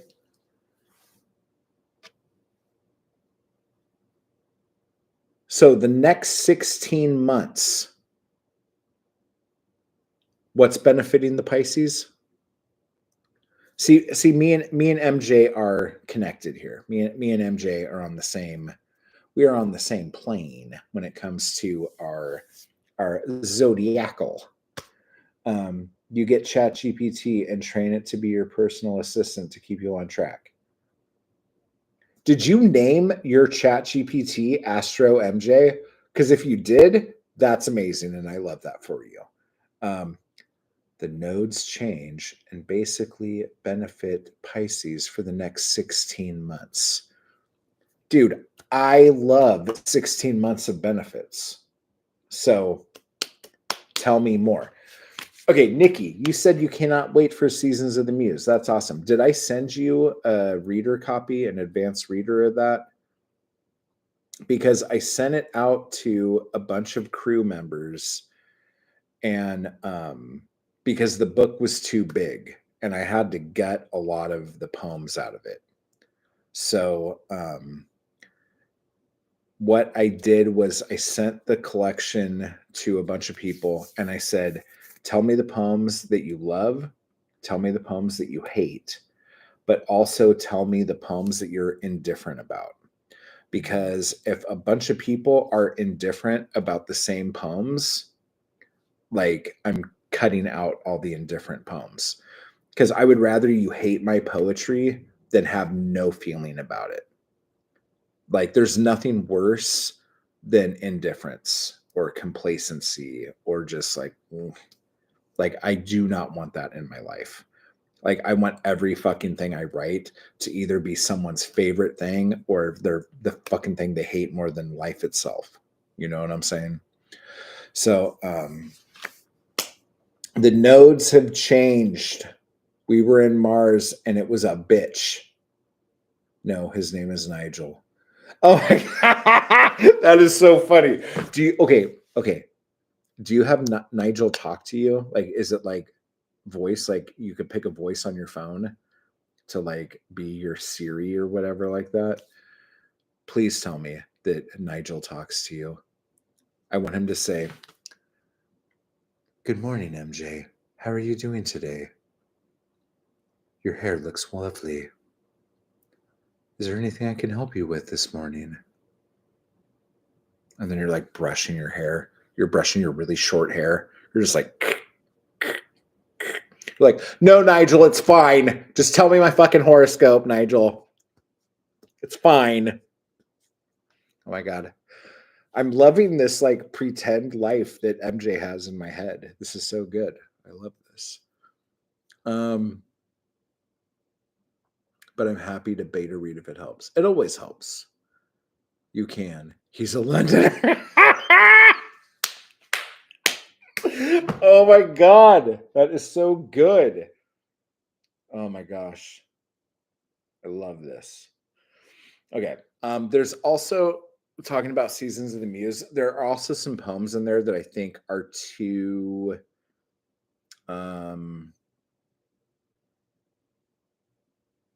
there's already poems that I'm taking out because I feel like they're a little too, I don't want to say too real, but so let me say it like this. My ex broke my heart and like devastated me. Okay. That's fine. She knows dating a poet meant that there were going to be some amazing love poems about her. But if she ever fucked up and found out, there were also going to be a bunch of horrible poems about the breakup. Okay. Whether or not she understood that going in, she fucking should have. And you all should know that too. If you ever fucking date a poet, know there's going to be some beautiful poems written about you, but then the fucking evil, nasty poems are going to be fucking like razor blades. Okay. Those shits will cut and your shit will bleed. Okay. So, all of that being said, I get it. But there are also some personal things that was written about her in the poems that I don't think it's fair of me to publish, if that makes sense. Like things about her that aren't for like public consumption, probably, that aren't necessarily about how she made me feel, but things about her that I wrote about. You see what I'm saying? So because like I do have to slim the book down because I can't remember exactly. Maybe somebody in the chat will remember when I sent the original copy out, but I think it was like 700 and something pages was the original manuscript for the book, and that's just like way too big. So but again, it goes through the entire, like all the poems, like of when we first met, how we fell in love, like what our life was like when we like went from just sleeping together to just living together to like having to fucking human together to adult together to like the eventual collapse and the whole thing, and then how I felt after. So it's like it's heavy, and that's a lot of poems. Night night. MJ's out. Okay. See you. Talk soon. Let me see. Whoa, you did 400 plus poems and you whittled that down to 60? That's fucking crazy. Are you going to put the rest of those poems out? Yes. Good, you should. Oh my gosh, that's ridiculous. I just got back. What did I say? It was probably something dumb. Lots of shit. Some light up Shaft. You had me at Shaft. We're just going to do that. You said something about dreams and goals. Dreams are blankety blank blank. I warned everyone I dated / married. Good on you. That makes sense. I edited out sensitive content from my collection that were purging to write, but fell off to publish. Yeah, like I don't like I will publish anything that you make me feel, but like it's probably really petty of me to write about something that happened about your life that has nothing to do with me. And even some of the things that it does have to do with, I should not be writing about your feelings That's yours to do something with. You know what I'm saying? I need to write about mine, how I observe the situation, how I feel because of the situation. Oh man, I don't remember. Sorry, brain is just jello. The weird thing, I wrote some love poems to the first guy I ever loved and never wrote any bad, evil poems about him after our breakup, which is good because if that just means you're like an adult, you know, that you can do that and be healthy, you know, like I had to see this was the thing about me and my ex that made it so toxic. I needed to not be with her. I knew I needed to not be with her. The way she was making me feel every day was way too much. The negative energy just in the house was fucking suffocating. Okay. And if she could have changed that, everything would have been fine. But that was me asking her to change, which I shouldn't have to do. And I shouldn't, like, you just, I don't know, like asking people to change is just a weird thing for me. But I did tell her how all of this was making me feel and that we needed to come up with something. And there wasn't anything to come up with on her end. It was that, like, I don't want to say like victim blaming or victim shaming, but it was like everything was actually my fault. And it wasn't that she was like super negative and upset. It was that, well, mental health isn't real. Like depression isn't a real thing. Like, like shit like that. And then it just kind of started to spiral out of control. But I never stopped loving her. I never once didn't want her with me every day.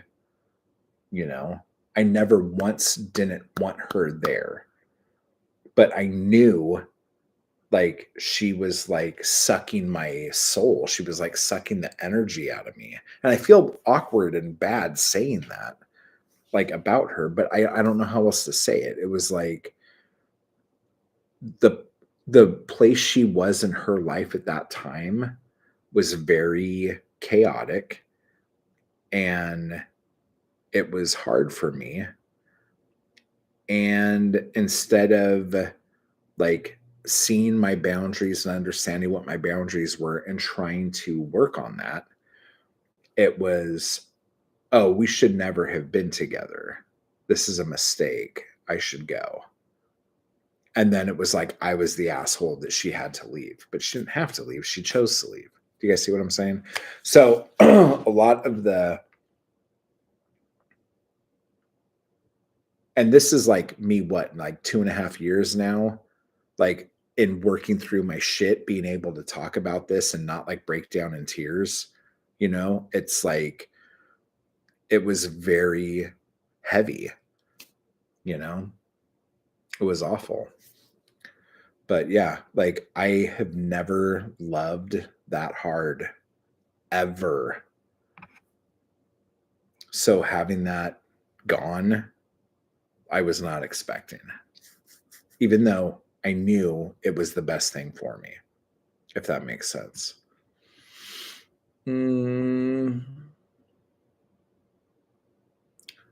That's a lot of whittling. Is that what that says?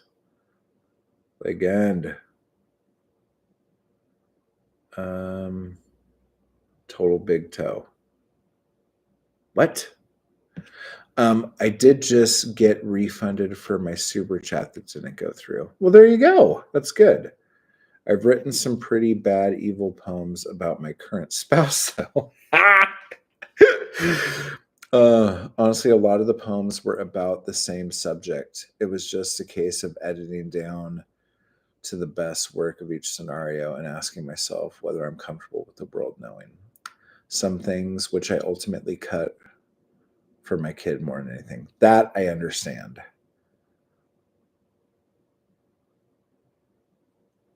Live, hello. I think we need another collection. I'm working on it. Careful is mine. What?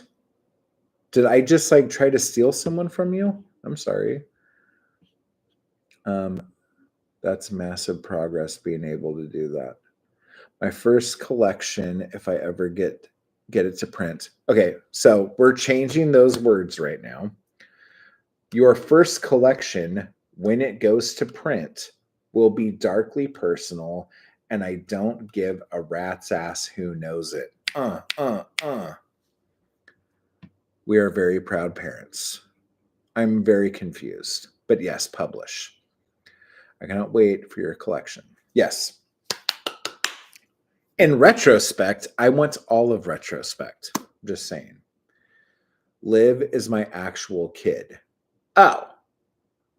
Like I grew that one in a dish. Okay.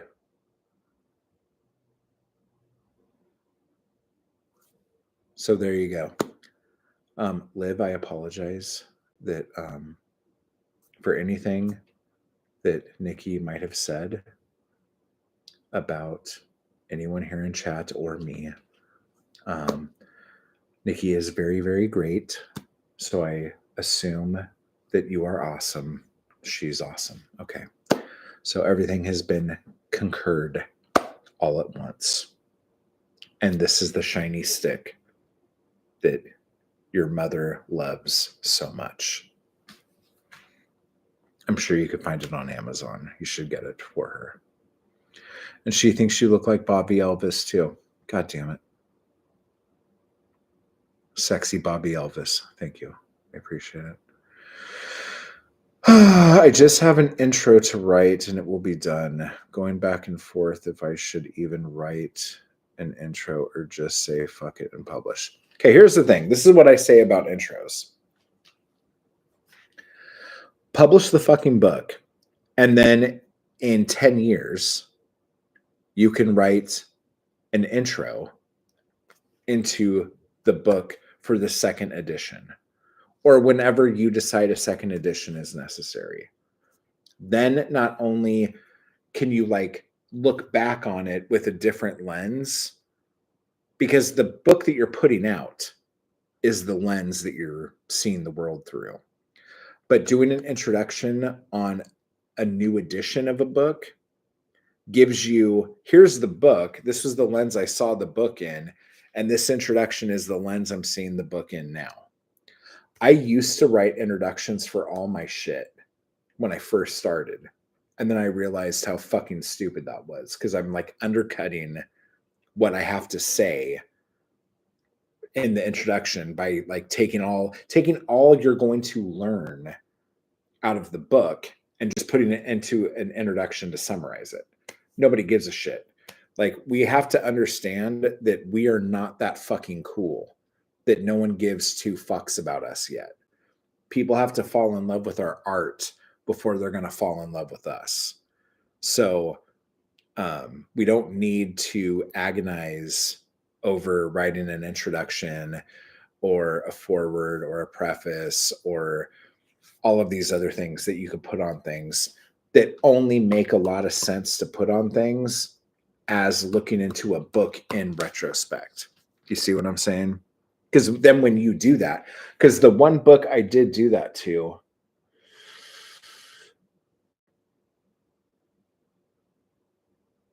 I can't remember if it was anxious anxiety or panic, but I wrote an introduction to one of those.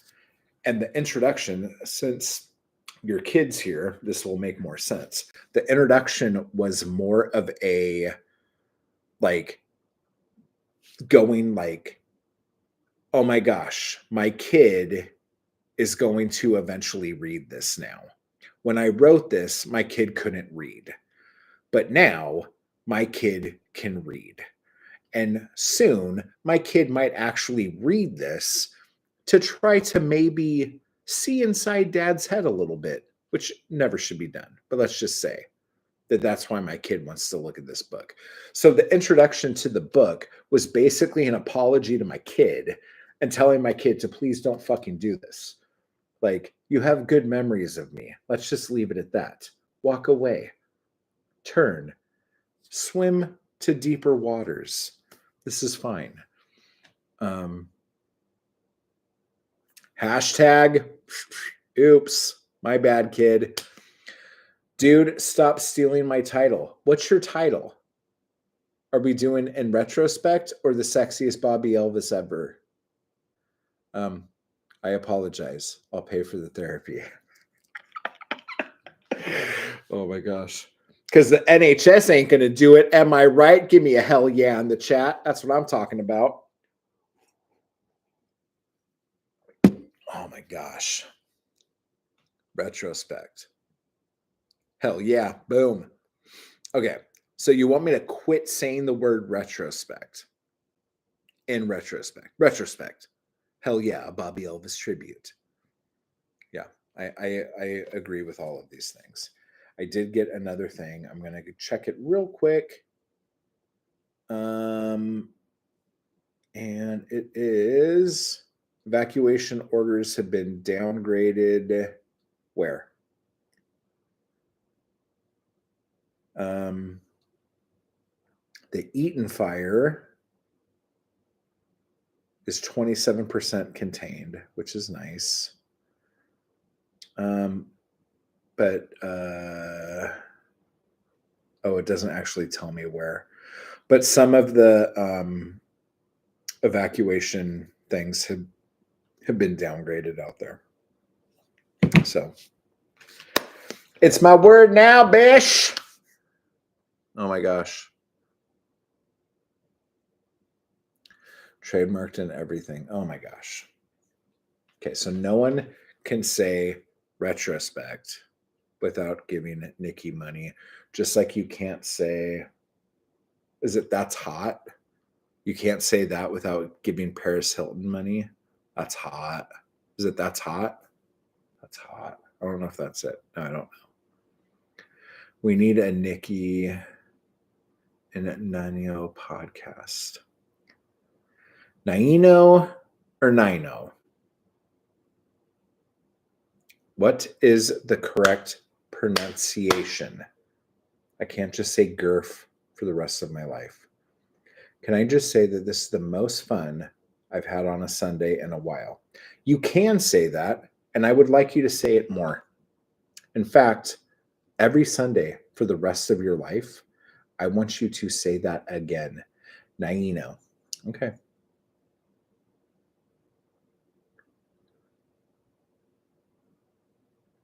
I'm glad I was there. But yes. Oh my God, yes. So what would your guys' podcast be about besides you guys telling each other how much you guys both think the other one is gorgeous? Wait, I mean Gertrude. Okay, so yes, the way to pronounce Naino is Gertrude. Okay, now that we all know that, I feel much better. Then I will say it every Sunday for the rest of my life. Oh my gosh. You're going to have to tell the priests and it ends. Just so you guys know, Gertrude is also known to choke on a single M&M. That is something that happens that everyone has to be careful about. Oh my God, Microsoft Word. Jesus. Oh my God. Okay, we're onto some legally distinct branding here.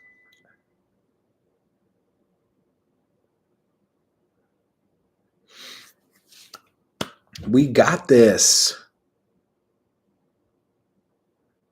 I'm going to say that I think you're the first person I've ever met with that name, Naino. I don't think I've ever met another person named Naino. Very original. So obviously we could change your name to Gerf or Gertrude because that's what you do when you have a very original name.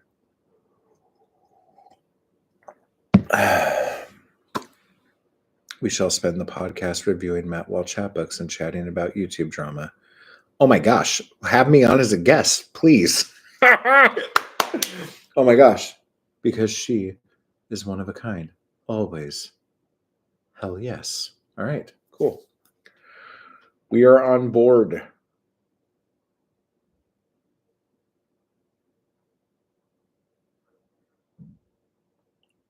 Better than Bob.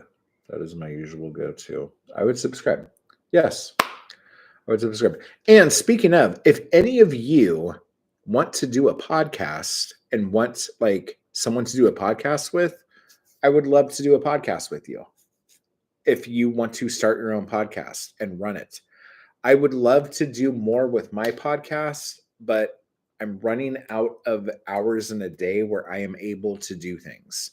So, but if you guys have a podcast episode idea that you would want to have a discussion about on my podcast, tell me what that is. Pitch me yo ideas. I would love to do a podcast with some of you. But I miss podcasting in general. It's a lot of fun. But especially the editing portion, I just don't have the time for it right now. And the amount of money that comes in from podcasting for me doesn't make it worth hiring a team to do all the stuff I need to do to make the podcast work. So, seriously, we should do something. You guys totally should. Drag away. Do the thing. So, yeah. Just a heads up. I'm so bad at speaking, but be overjoyed. Dude, seriously, this is what most of the fucking podcasts would be. You guys would say a couple things, and then me and Jeff would go, your accent is so cute. Oh my gosh, guys, just say anything. Just like start reading the phone book. We'll just sit here and think that it sounds amazing because your guys' voices sound so nice. That's all it would be. It would be really one of those things. Oh my God. Oh my God.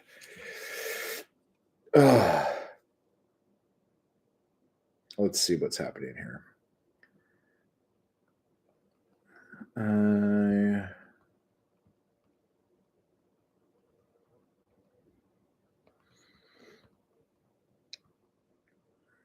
And I'm in a long stream. Long.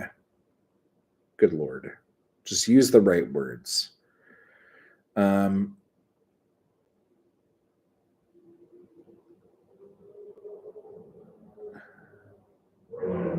Wait.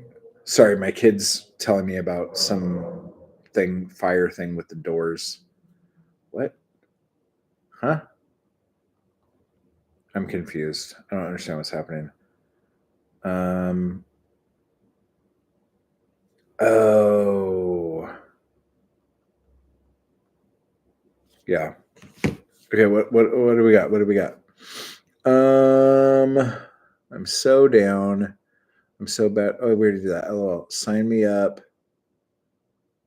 Oh my God, Nikki. Okay, Daddy. What the fuck just happened here? Somebody needs to cut me off. What is happening? Okay, so seriously, we should do something and drag into it. Okay. Please tell me kid isn't here anymore. Oh, Mom, less of the wine. What kind of wine are we drinking? And who are you calling Daddy? Oh my gosh. Is your kid in a safe location? Oh my gosh. Yeah. Hey, that's how you do it on Coronation Street, man. That's what I'm talking about.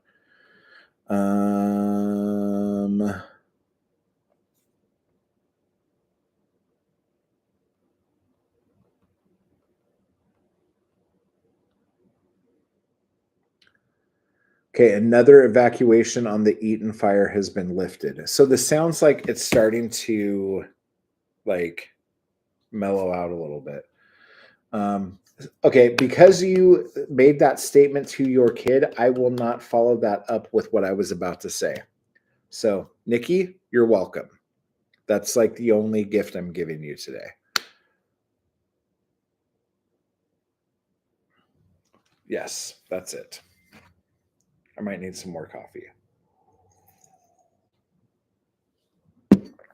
But but also, what kind of wine are you drinking? Smart move, dude. Hey.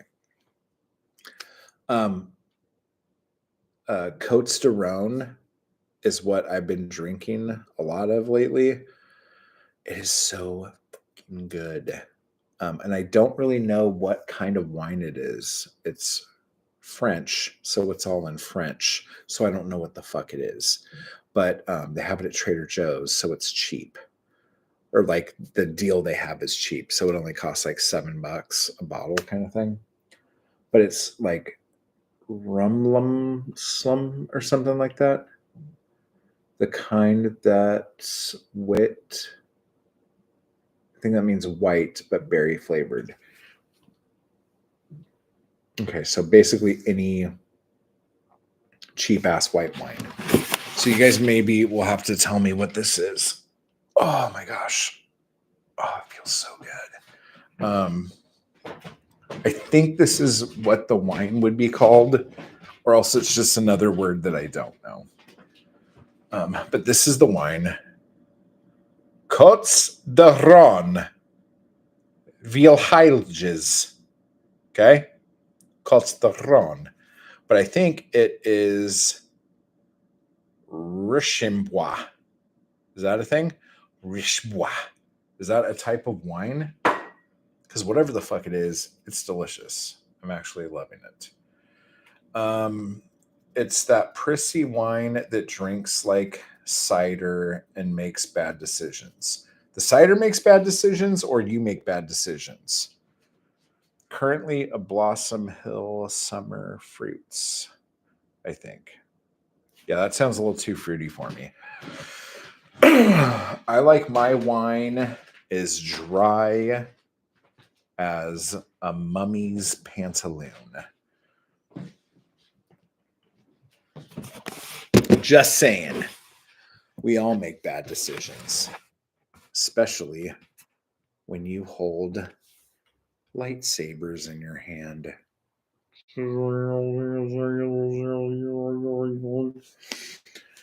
Okay, let me see here. So my kid did her hair, dyed it, and wow.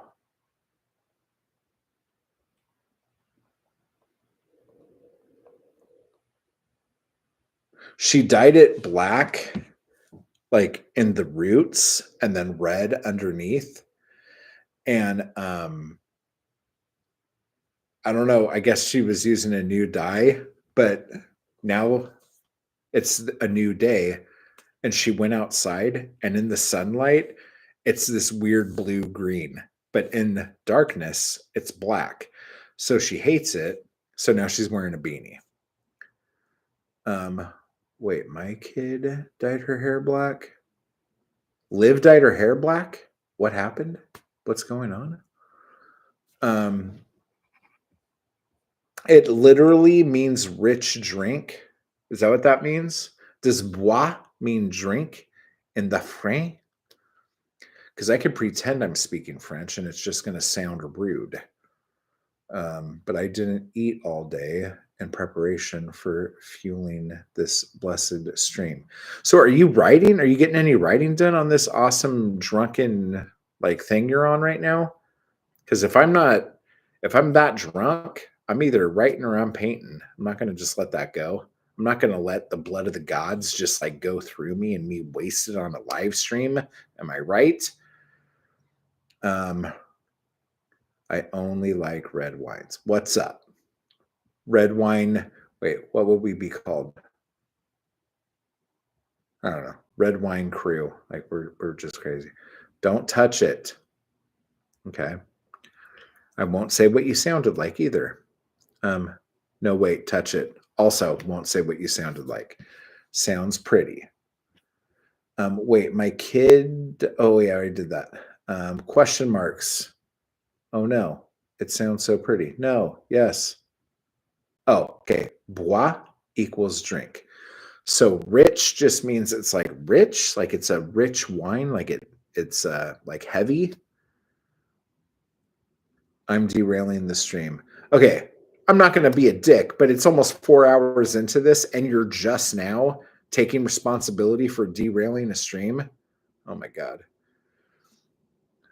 I guess self-awareness, no matter when it comes, should still be applauded.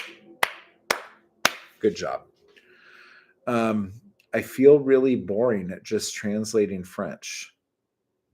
Well, if someone just knows what kind of wine that is, I don't know, like, because like when I normally drink a Shiraz or a Cab or something, I know what kind of wine it is.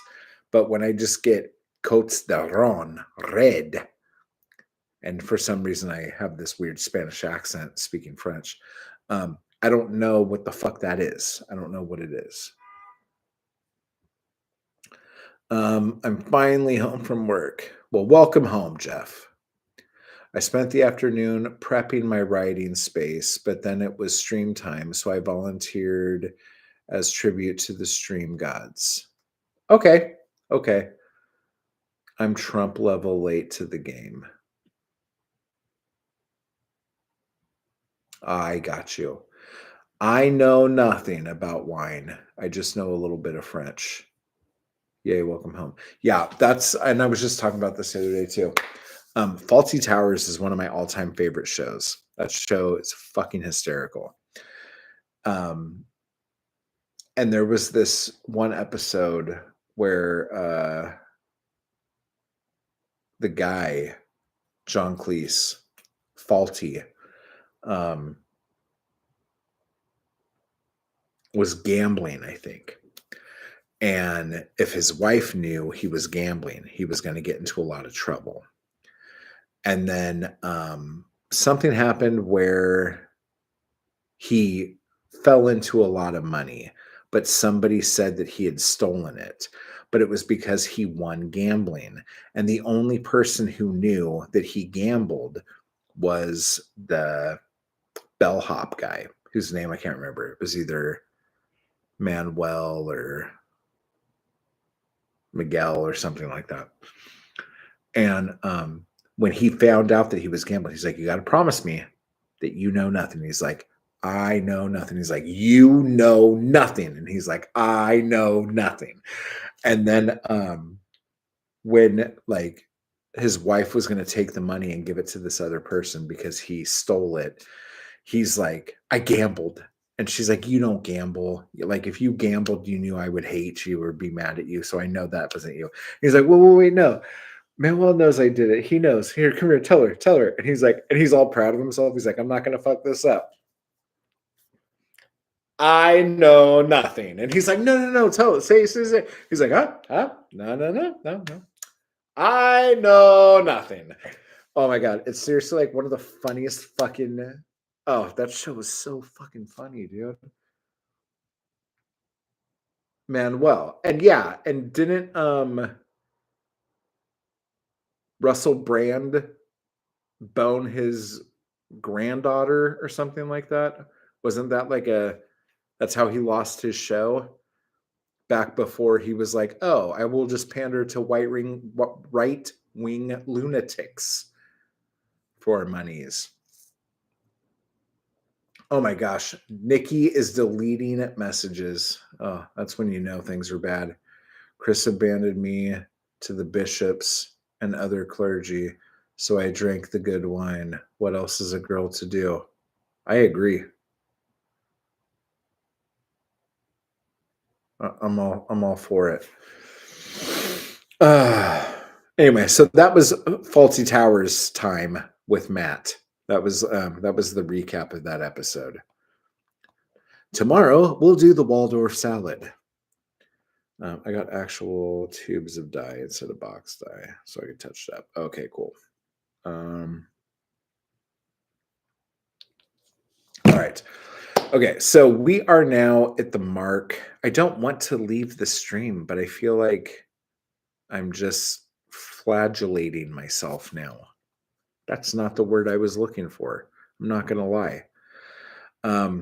But yeah, I feel like we're not getting anywhere. I'm not talking about anything new. I feel like I'm retreading grounds. Right now, I just acted out an entire episode of Faulty Towers. That's when I know I've done this for too long.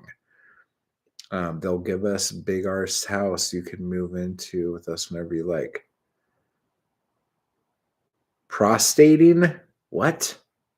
You and prostates. You were talking about this earlier. What, you say it in caps and so now it's bigger? Night all. Why do you keep saying prostating? Which is weird again. I don't even know what that means. I don't even know how you could verb a prostate. I mean, I guess I could figure it out actually. Okay, someone needs to cut me off.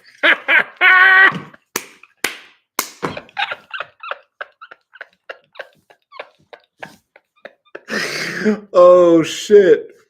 Okay. See you, buddy. Okay, so we're all wrapping this up now. Get your 12 goals, guys. If you're still here, I love you. I can't believe you're still here with me today. But yes, we got to get our 12 goals. I have to figure out how I'm going to go outside today because the air quality is still really bad, but I wanted to kind of explore the area and find where my new like liquor stores and watering holes are going to be. Because I know where some of them are, but they're like down the street a little bit or up here. I know I gotta be good, but like I also need to like go back and get more stuff, and I don't want to do that yet because it's really bad that way. But I've also over the last couple days been leaving things of mine at different people's places to hold while I go get more stuff. And I am going to have to pick that stuff up too. And so I feel bad that people are sitting there with a ton of my crap. So you guys get me. But yeah, Los Angeles, there's only 3 copies left, I think I said. If you want a copy of that, email me and I will tell you how to get it.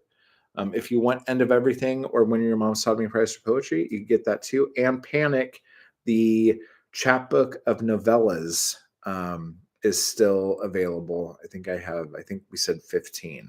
And also go to mattwallart.com.